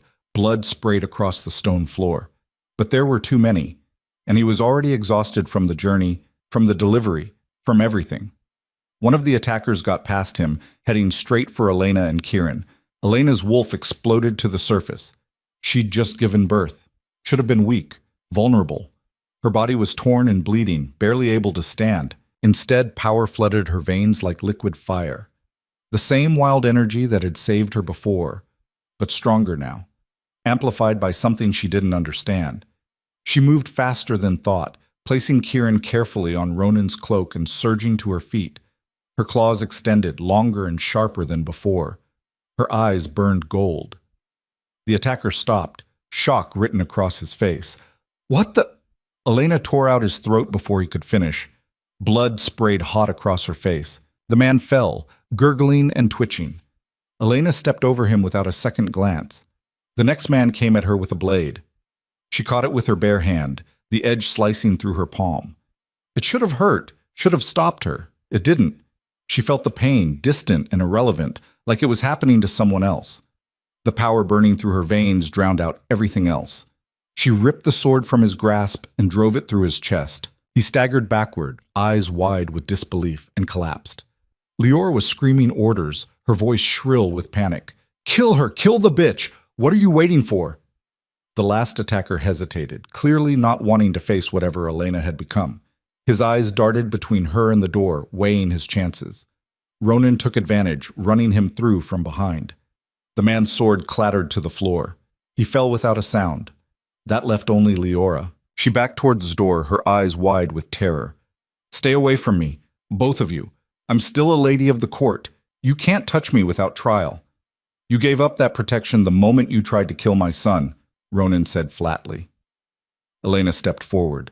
Blood dripped from her hands, from her face, soaking into the stone floor. Her eyes still burned with that terrible golden light. You wanted him dead, a baby, an innocent child who never did anything to you. Ah, he's an obstacle, Leora spat. As long as he lives, my son has no claim. Your son doesn't exist. Elena's voice was cold as winter. And neither will you. She moved. Leora tried to run, made it 3 steps before Elena caught her, grabbing her by the hair and slamming her against the wall. Please, Leora gasped. Please, I'll leave. I'll disappear. You'll never see me again. You tried to take everything from me. Elena's claws pressed against Leora's throat. My mate, my crown, my life. And when that wasn't enough, you came for my son. I was desperate. So was I. But I didn't try to murder children. There was no mercy, no hesitation. Elena's claws found Leora's throat and tore. The woman who'd stolen her crown, her mate, her life, gone in seconds. Elena stood over the body, breathing hard, her hands slick with blood. Slowly the power began to fade, her eyes returning to normal, her claws retracting. The fortress spun around her, her legs buckled. Ronan caught her before she fell. Easy, I've got you. Kieran, he's fine, see? Ronan guided her to where the baby lay, still sleeping peacefully despite the violence. He didn't even wake up. Elena sank down beside her son, checking him over with shaking hands. Still perfect, still whole, still alive. What's happening to me? She whispered. That power. It's getting stronger. I can feel it. It's the bond, Ronan said quietly. Elena looked up sharply. What? The bond. It's reforming. I can feel it too. Faint, But there, it started when Kieran was born. Ronan knelt beside her. When you pushed that power into him, into me, to make him breathe, it created a new connection. Not like before. Different. Stronger. Elena pressed her hand to her chest. There, beneath the exhaustion and pain, a tiny thread of warmth. A connection that hadn't been there before. That's impossible. You can't rebuild a severed bond. Apparently you can. Ronan's expression was cautious, hopeful. If you're willing. Elena stared at him. At this man who'd broken her heart, who'd just helped deliver their son, who'd fought beside her against impossible odds. She felt the bond between them, fragile as spider silk but undeniably real. It pulsed with each heartbeat, growing stronger. I don't forgive you, she said finally. I don't know if I ever will. I know. But I don't want to fight you anymore. I'm too tired. Then we call a truce. We focus on keeping Kieran safe. Everything else can wait. Elena nodded slowly. It wasn't reconciliation, wasn't love. But it was something. A foundation to build on, maybe. Or at least a ceasefire in a war they'd both lost. Outside, the storm was breaking. The first light of dawn filtered through the cracks in the walls, pale and cold. Kieran stirred, making small sounds. Elena picked him up, cradling him close. He was warm and solid and real, the only thing in her life that made sense anymore. We should go back, Ronan said. The palace, what's left of it. The people need to see their heir, need to know the line continues. Will they accept him, after everything? They'll have to. He's got my blood, your strength. And he was born in the middle of a blizzard after his mother killed 5 assassins while barely conscious. Ronan smiled slightly. I think he's proven his worth already. Elena looked down at Kieran. His eyes were open now, staring up at her with that intense, focused gaze newborns sometimes had, as if he understood everything being said. You hear that? She whispered. You're already a legend and you're only a few hours old, no pressure. The baby made a small sound that might have been agreement or gas. Hard to tell. Ronan helped Elena to her feet, supporting her weight. She was weak, shaky, blood still dripping from the wounds on her hands. But alive. They were all alive. Against every odd, against every attempt to destroy them, they'd survived. We need to clean up first, Elena said, looking at the bodies scattered across the floor. And I need to wash. I can't walk into the palace looking like I bathed in blood. There's a well outside. The water will be freezing, but I've given birth in a blizzard. I think I can handle cold water. They worked together, Ronan dragging the bodies outside while Elena cleaned herself as best she could. The water from the well was so cold it made her gasp, but it washed away the worst of the blood. She found her ruined dress and put it back on. It was torn and stained, but better than nothing. Ronan wrapped Kieran in layers of fabric, protecting him from the cold. The walk back to the palace took hours. Ronan carried Kieran while Elena leaned heavily on his arm, her body screaming in protest with every step. But she forced herself forward, refusing to stop, refusing to show weakness. The sun climbed higher. The snow began to melt, creating streams of icy water that soaked through their boots. Tell me about the attack, Elena said, needing the distraction from the pain. How bad was it? Bad enough. They had inside help, guards, servants, even a few nobles. Leora's network was deeper than we thought. Ronan's jaw tightened. They killed dozens, burned the West Wing, nearly got to the treasury. And Kyle stopped them? Kyle and the loyal guards. It was close. If they'd waited another hour, if we hadn't returned when we did. He didn't finish the thought. They walked in silence for a while. Then Elena asked the question that had been burning in her mind. Why did you come after me? Really? Ronan was quiet for a long moment. Because when I felt the bond echo, when I knew you were in labor, I realized something. I've made a lot of mistakes in my life, hurt a lot of people. But letting you leave, letting you think you were worthless, that was the worst thing I've ever done. And if I let you die alone in the wilderness, I'd never forgive myself. So it was guilt. It was love. His voice was soft. Broken, damaged love, but still love. Elena didn't respond. Couldn't. The words were too much, too complicated. But the bond between them hummed, warm and alive. And some part of her, the part that remembered what they'd been, responded despite everything. When they finally emerged from the forest, the sun was high overhead. The palace rose before them, scarred and smoking but still standing. Guards saw them first. Shouts went up. People came running. Kyle reached them first, his scarred face breaking into something close to a smile. "You're alive. All three of you." "Hard to kill," Elena said. "So I see." His eyes moved to the baby in Ronan's arms. "The heir." "Kieran," Ronan said. "Born in a storm, delivered in the wild. The strongest child I've ever seen." "Looks like his mother, then." Kale's expression grew serious. "The council is waiting. They want answers, explanations, proof." "They'll get all of that," Elena said. "But first I need a bed, and food, and about 3 days of sleep." "You'll get an hour at most." "The council won't wait," Elena sighed. Of course they wouldn't. Word spread through the palace like wildfire. By the time they reached the main courtyard, a crowd had gathered. Nobles, guards, servants, everyone pressing close to see.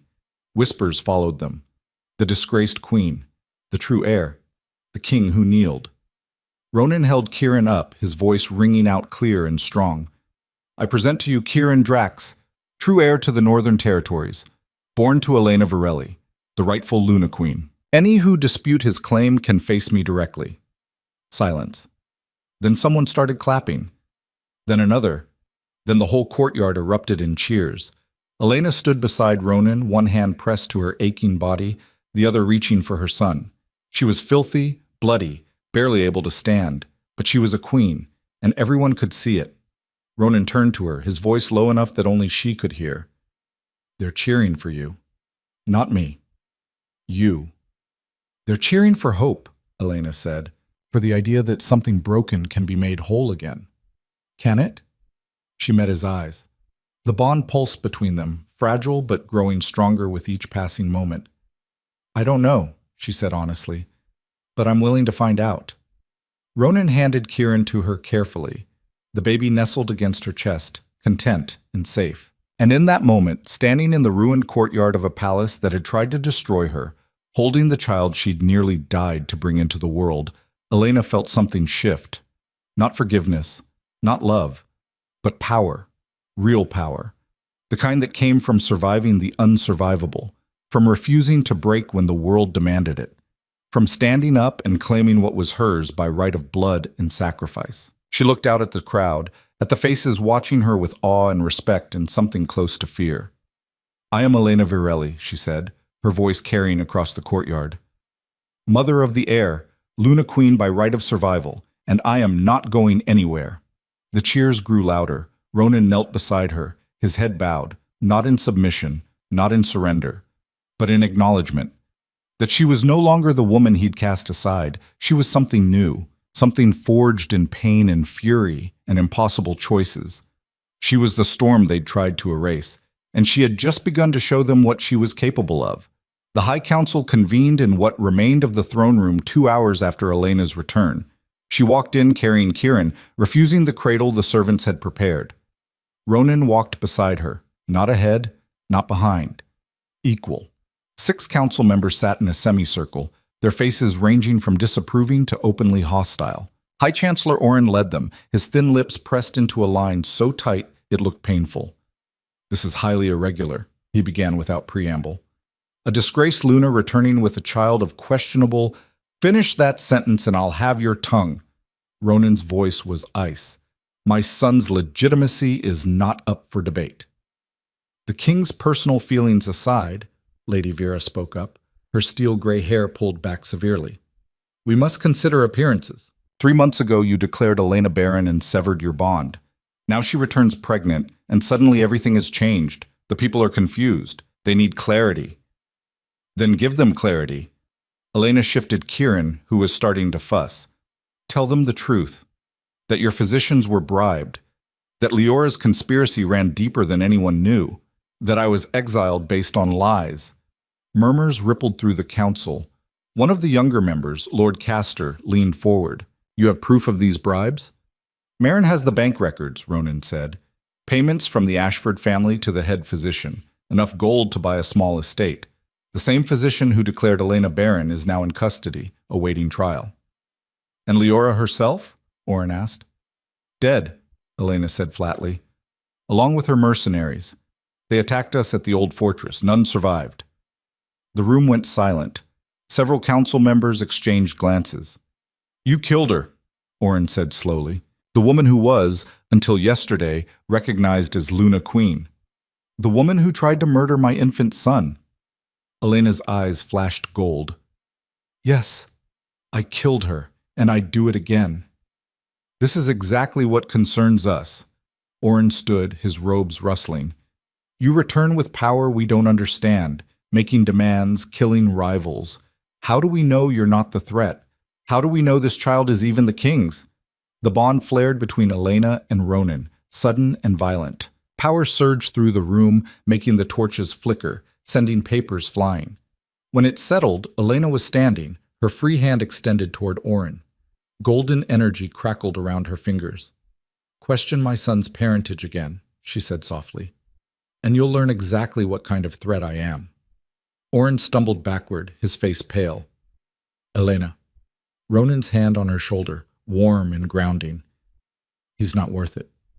She let the power fade, but kept her eyes locked on Orin. The bond is reforming. Anyone with half a brain can feel it. That doesn't happen unless the connection is real, unless the child is ours. So either accept that, or get out of my way. Our way, Ronan corrected quietly. Elena glanced at him. The bond hummed between them, stronger than it had been even an hour ago. She could feel his presence now, his emotions, concern, pride, something that might have been love. Our way, she agreed. Kieran chose that moment to start crying in earnest, his small face scrunching up. Elena tried to soothe him, but he was hungry and cold and done with all the political nonsense. We're not doing this now, she said. My son needs to eat, needs warmth, needs rest. You want to question me, question his legitimacy. You can do it after he's fed and sleeping. The council's business cannot wait. Then conduct it without me. Elena turned to leave. I've given birth in a blizzard, killed 5 assassins, and walked 10 miles bleeding. I'm done performing for people who still think I owe them explanations. She made it 3 steps before Orin's voice stopped her. If you walk out of this chamber, you forfeit any claim to the title of Luna Queen. Elena turned slowly. I never wanted your title. I wanted respect.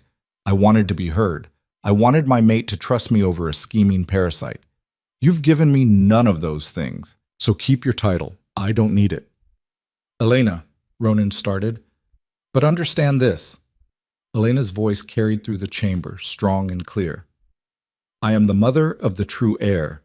That makes me more important than every single person in this room, including you, Chancellor.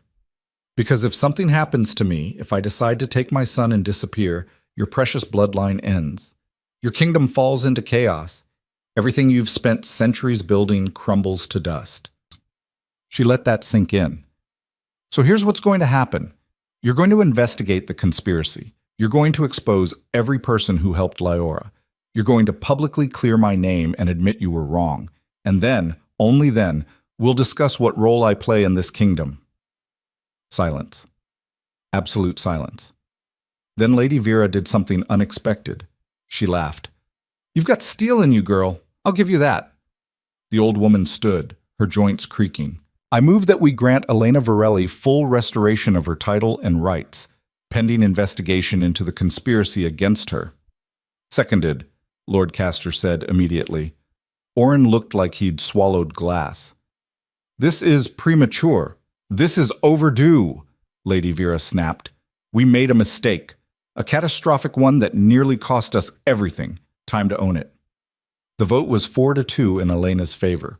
Orin and one other counselor abstained, but it didn't matter. Elena was Luna Queen again. She should have felt victorious, vindicated. Instead, she just felt tired. Thank you, she said quietly. Now if you'll excuse me, my son is starving. This time, no one stopped her. Ronan followed her out, closing the chamber doors behind them. In the corridor, away from watching eyes, his shoulders sagged.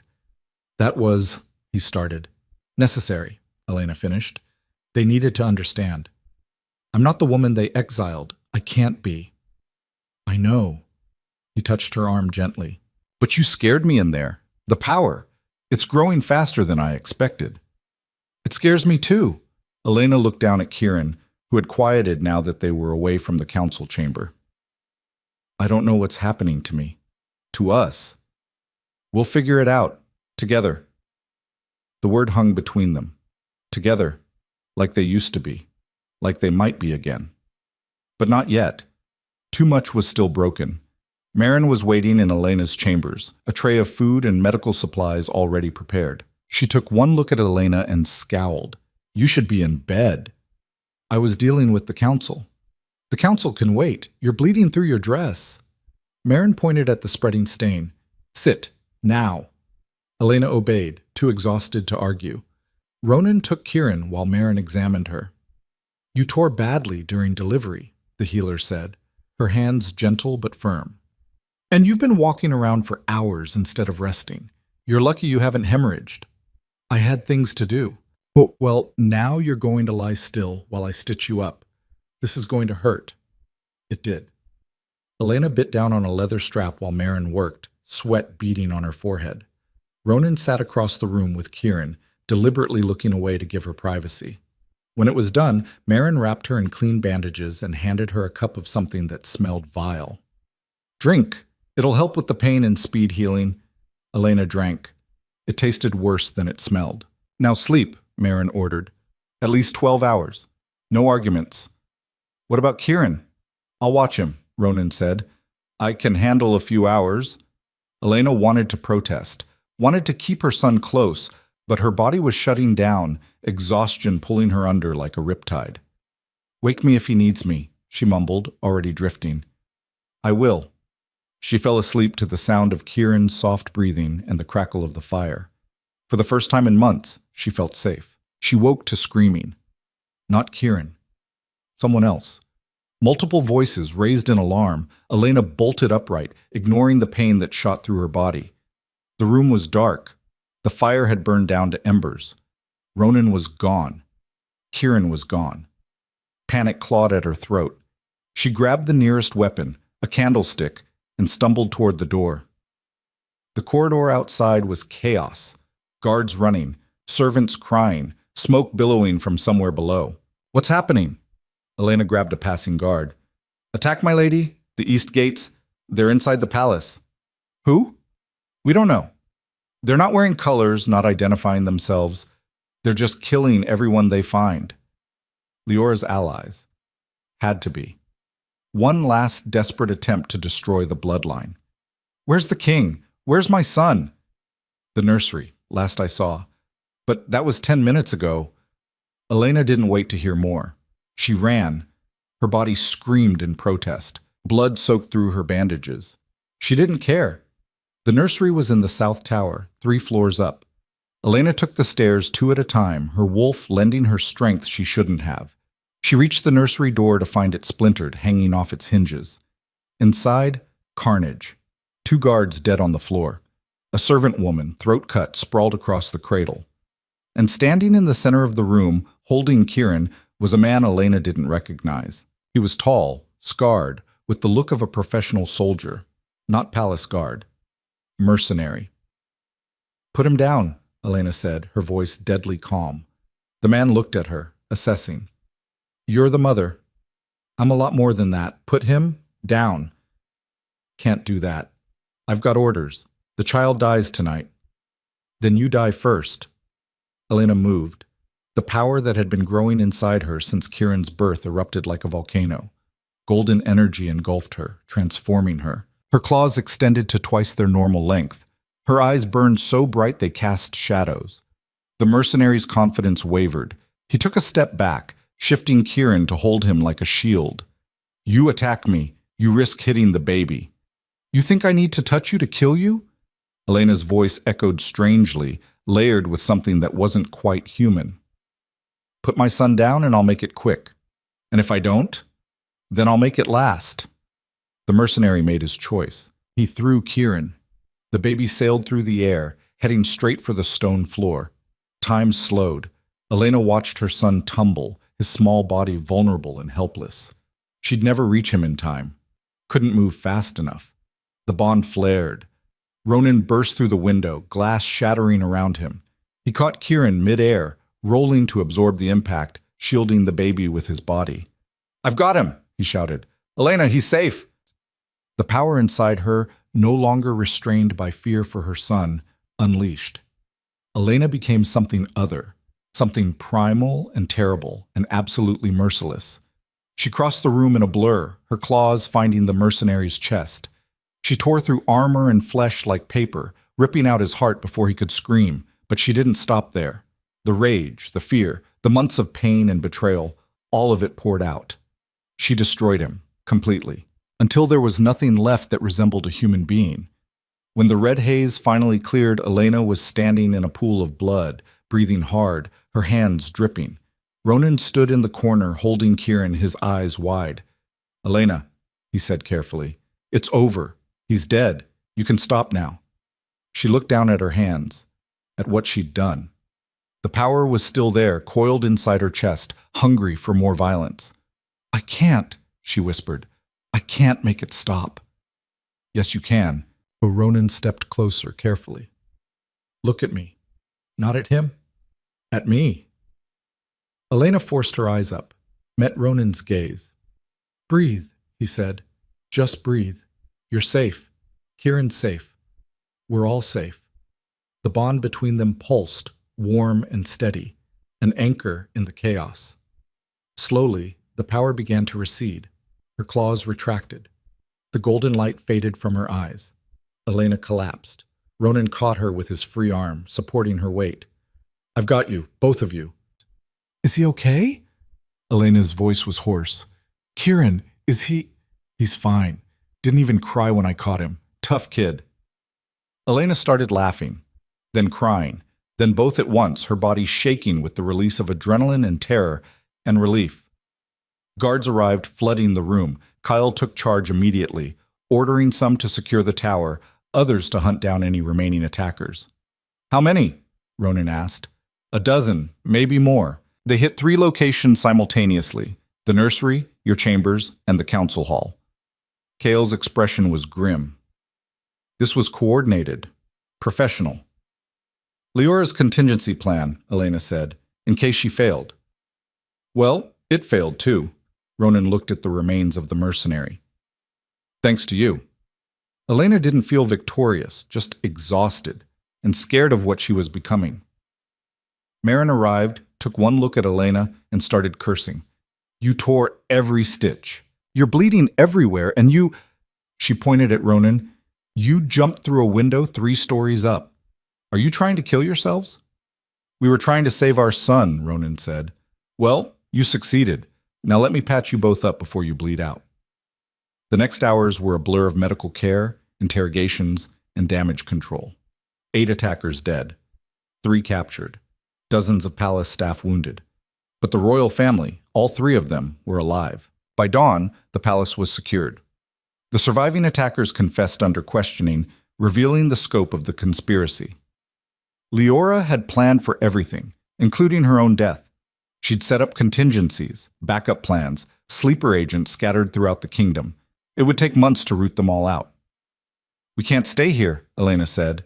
She was lying in bed, freshly bandaged, with Kieran sleeping on her chest. "Not while there are still people out there who want him dead." "Where would we go?" Ronan asked. He was sitting in a chair by the bed, his own wounds bandaged. "I don't know, somewhere remote. Somewhere we can fortify. Somewhere we can raise him until he's strong enough to defend himself." "He's 3 days old. Alpha children grow fast, you said so yourself." Elena stroked Kieran's soft hair. "In a few years, he'll be able to shift, to fight, to protect himself. But until then, we need to disappear." Ronan was quiet for a long time. Then, "There's a fortress in the northern mountains, ancient, built during the border wars. It's been abandoned for decades, but the bones are solid, defensible." "How far?" "A week's journey, maybe less if we push." "Then that's where we go." Elena looked up at him. "All of us. Together." The word hung between them again. Together. "The council will protest," Ronan warned. "The council can handle the kingdom. They've been doing it for centuries. Elena's voice was firm. Our priority is Kieran. Everything else comes second. When do we leave? As soon as I can walk without bleeding. It took 5 days. 5 days of healing, planning, and saying goodbye to a life that had never quite fit anyway. Elena stood in the throne room one last time, looking at the seat she'd fought so hard to reclaim. The Luna Queen's throne, smaller than the king's but no less powerful. Lady Vera approached, her cane tapping on the stone floor. "You're really going," the old woman said. "We have to." "I understand. Doesn't mean I like it." Vera settled onto a bench with a sigh. "You've been queen for less than a week. People will say you're running away. Let them say whatever they want. I'm protecting my son. That's all that matters." Spoken like a true mother. Vera smiled slightly. "And a true queen. The throne isn't a place, girl. It's what you carry with you." Elena touched the crown on her head, the Luna crown, returned to her after the council vote. She lifted it off and handed it to Vera. "Hold on to this for me. When Kieran is old enough, when it's safe, we'll come back. And I'll wear it again." "A promise?" "A threat." Elena smiled. "Anyone who tries to take what's mine while I'm gone, better pray I never return." Vera laughed, a sound like rustling paper. "I believe you. Now go. Your family is waiting." Elena found Ronan and Kieran in the courtyard. A small group was going with them. Kale, Marin, a handful of trusted guards. Enough to defend the fortress, not so many they'd draw attention.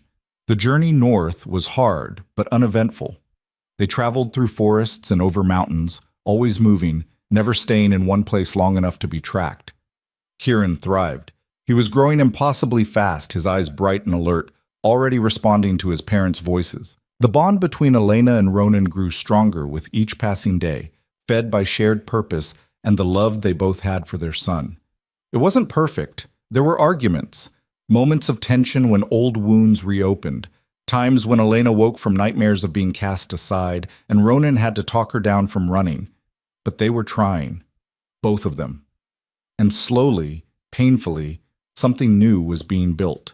The fortress appeared on the 10th day, perched on a mountainside like an eagle's nest. It was exactly as Ronan had described. Ancient, crumbling, but solid. "Home," he said. Elena looked at the stone walls, at the sweeping view of mountains and valleys stretching endlessly. Remote, defensible, safe. "Home," she agreed. They spent the next weeks making the fortress livable, clearing rubble, repairing walls, setting up defenses. It was hard work, but good work, work that had purpose. Kieran celebrated his first month of life in a fortress that had stood for centuries, surrounded by people who would die to protect him. Elena sat on the battlements at sunset, watching her son play with wooden blocks Kael had carved. He was already sitting up on his own, babbling in a language only he understood. Ronan joined her, settling beside her on the stone. "Happy?" he asked. Elena considered the question. Was she happy, after everything that had happened, everything she'd lost and gained? "I'm alive," she said finally. "My son is alive. We're safe. That's more than I thought I'd have 3 months ago." "That's not an answer. It's the only answer I've got." They sat in comfortable silence, watching the sun paint the mountains gold and red. "The bond," Elena said quietly. "It's almost complete now. I can feel you all the time, your emotions, your thoughts almost." "I know, I feel it too. Does it scare you? Should it?" Elena thought about the power growing inside her, about what she'd become in the nursery, about the violence she was capable of. "Maybe." Ronan took her hand, lacing their fingers together. "I'm not scared of you, Elena. I'm in awe of you. You've survived everything the world threw at you and came out stronger. You're magnificent, terrifying, and absolutely the only person I want beside me." Elena looked at him, really looked at him, at this man who'd broken her heart and then helped her put the pieces back together, who'd delivered their son in a blizzard and jumped through windows to save him, who knelt before her in front of the whole kingdom and called her his queen. "I think I might be falling in love with you again," she admitted. "And I hate that, because you hurt me so badly and I swore I'd never forgive you." "You don't have to forgive me. You don't have to love me. Just let me stay. Let me prove I can be better." "How long?" "However long it takes." Elena leaned her head on his shoulder, feeling the bond pulse between them like a heartbeat. One day at a time, then. One day at a time. Kieran made a happy sound, successfully stacking 3 blocks before knocking them over. He laughed, delighted by the destruction he'd caused. Elena smiled. He's going to be a handful. Wonder where he gets that from. Careful, or you're sleeping on the battlements tonight. Ronan laughed, and for the first time in forever it felt real, natural, like they might actually make it. 6 months later, scouts reported that the palace conspiracy had been fully rooted out. The kingdom was stable. The council was requesting the royal family's return. Elena stood in the great hall of the fortress, reading the letter.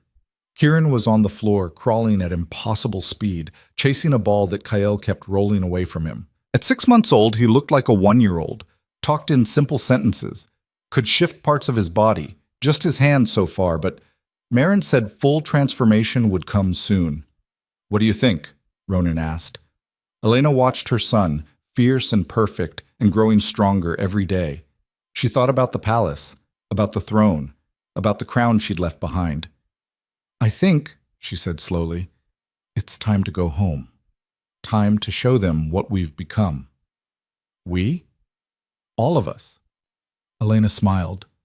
We're not the broken people who left. We're something new now, something stronger. The bond flared between them, fully formed, complete. Stronger than the first bond had ever been, forged in fire and blood and survival. When? Ronan asked. Spring, when the mountain pass is clear. Elena set the letter down. We'll return as a family, as equals. And we'll build something better than what was. Ronan crossed the room and pulled her into his arms. The kiss was gentle, asking permission, giving her the choice. Elena chose him, chose to try, chose to believe that broken things could be made whole again, even if they never looked quite the same. When they finally pulled apart, Kieran was staring at them, his small face serious. Mama, he said clearly. Papa, his first real words. Elena laughed, scooping him up. Yes, baby, Mama and Papa, we're all here.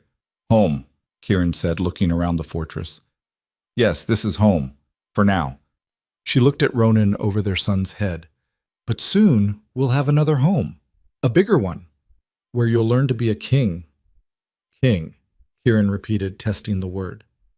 That's right, you're going to be a king, the best king the Northern Territories have ever seen. Elena pressed a kiss to his forehead. And your mother is going to make sure the world knows better than to ever underestimate you. Spring came with flowers and melting snow and the promise of new beginnings. The journey back to the palace took 2 weeks. Word of their return spread like wildfire.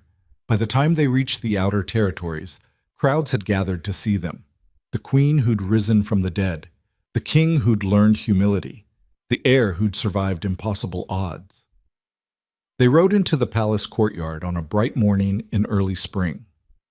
The damage from Lior's attack had been repaired. New banners flew from the towers. The High Council waited on the steps. Oren was gone, replaced by a younger man with kind eyes. Lady Vera stood at the center, leaning on her cane, smiling. Elena dismounted, lifting Kieran down. He stood on his own feet now, holding her hand, his eyes wide as he took in the palace. Welcome home, Your Majesty, Vera said. Elena looked at the throne room visible through the open doors. At the 2 thrones sitting side by side, king and queen, equal in power and authority. She thought about the woman who'd stood in the shadows 300 days ago, watching another woman steal her crown. That woman was gone, dead and buried in the snow. This woman, scarred, powerful, unbreakable, was who remained. Thank you, Elena said. It's good to be home. She walked up the steps with Ronan at her side and Kieran between them. The council bowed. The crowd cheered. And Elena Varelli, Luna Queen of the Northern Territories, mother of the true heir, survivor of betrayal and exile and impossible odds, reclaimed her throne. Not as a victim, not as someone who'd been saved, but as a force of nature who'd rewritten every rule, broken every expectation, and emerged from the storm stronger than anyone thought possible. The woman they'd tried to erase had become the woman who would never be forgotten, and her reign had only just begun. The coronation ceremony was set for the first full moon after their return. Elena stood in her chambers, staring at her reflection. The dress was new, deep midnight blue with silver thread woven through it, forming patterns that looked like constellations. It fit perfectly, hugging curves that had softened since Kieran's birth, then flowing to the floor in waves of fabric. She looked like a queen, felt like a warrior. "You're nervous," Ronan said from the doorway. "I'm terrified." Elena turned to face him. He wore formal armor, polished until it gleamed with the royal crest emblazoned across the chest. "What if I'm not ready? What if I fail them?" "You won't." "You don't know that." Ronan crossed the room, taking her hands. "I know you survived a blizzard birth, killed trained assassins while bleeding out, rebuilt a bond that was supposed to be impossible to repair. If you can do all that, you can handle a crown. That's different. That was survival. This is—" She gestured helplessly. "This is leading, making decisions that affect thousands of people. What if I make the wrong choice? Then you'll make another choice, and another, until you get it right." Ronan's thumb traced circles on her palm. "You're not doing this alone, Elena. We're partners now, equals. Your mistakes are my mistakes. Your victories are mine." A knock at the door interrupted them. Marin entered, carrying Kieran. The baby, not really a baby anymore, more like a toddler despite being barely 7 months old, was dressed in miniature formal wear that made him look absurdly serious. "Someone wants his mother," Marin said, handing him over. Kieran wrapped his arms around Elena's neck, burying his face against her shoulder. "Loud," he mumbled. "Too many people." "I know, sweetheart, but we have to do this. It's important." "Why?" Elena thought about how to explain monarchy to a 7-month-old with the vocabulary of a 3-year-old. Because the people need to know who's going to protect them, who's going to make sure they're safe and fed and treated fairly. "You," Kieran said simply. "You protect everyone." Something in Elena's chest cracked open. "I'm going to try." "You will." Kieran pulled back to look at her with those serious gold eyes. "You're the strongest. Out of the mouths of children." Elena kissed his forehead. "Thank you, baby. Now, are you ready to sit very still and be very quiet while Mama and Papa do boring grown-up things?" Kieran considered this. "Can I have cake after?" "So much cake." "Okay." The throne room had been transformed. Every noble family in the Northern Territories had sent representatives.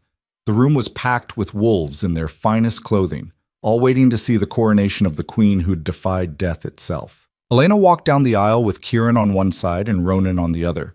Every eye followed her, some with admiration, some with curiosity, a few with lingering suspicion. Let them watch, let them judge. She'd proven herself in blood and fire. If that wasn't enough, nothing would be. The new High Chancellor, a man named Garrett, with honest eyes and a reputation for fairness, stood before the twin thrones. In his hands, he held 2 crowns. The king's crown, which Ronan already wore, and the Luna crown, which had been waiting for Elena's return. "Kneel," Garrett said. Elena knelt, keeping one hand on Kieran's shoulder. The little boy stood perfectly still, understanding somehow that this moment mattered. "Elena Virelli," Garrett's voice rang through the chamber. "You have endured trials that would break most wolves. You have survived exile, betrayal, and attempts on your life. You have given birth to the heir under impossible circumstances. You have defended this kingdom and its people with your blood and your strength. Do you swear to continue this service? To lead with wisdom and protect with ferocity?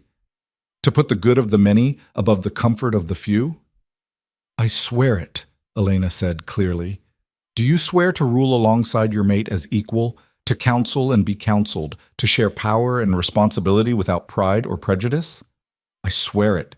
"Then by the authority vested in me by the High Council and the will of the Northern Territories, I crown you Luna Queen. May your reign be long and your justice swift." The crown settled onto her head. It was heavier than she remembered, colder, but it fit. Elena stood. The room erupted in cheers. Ronan took her hand, pulling her toward him. The kiss was brief, appropriate for public viewing, but the bond flared between them, warm and electric. "My queen," he murmured. "My king," she replied. Kieran tugged on her dress. Cake now? The room burst into laughter. Even the sternest nobles couldn't help but smile at the heir's single-minded focus.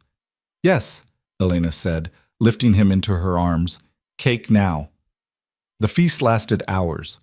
Elena moved through the crowd, accepting congratulations, fielding questions, making small talk with nobles she'd once considered friends, and others she'd never trusted. Lady Vera pulled her aside at one point, her weathered face thoughtful.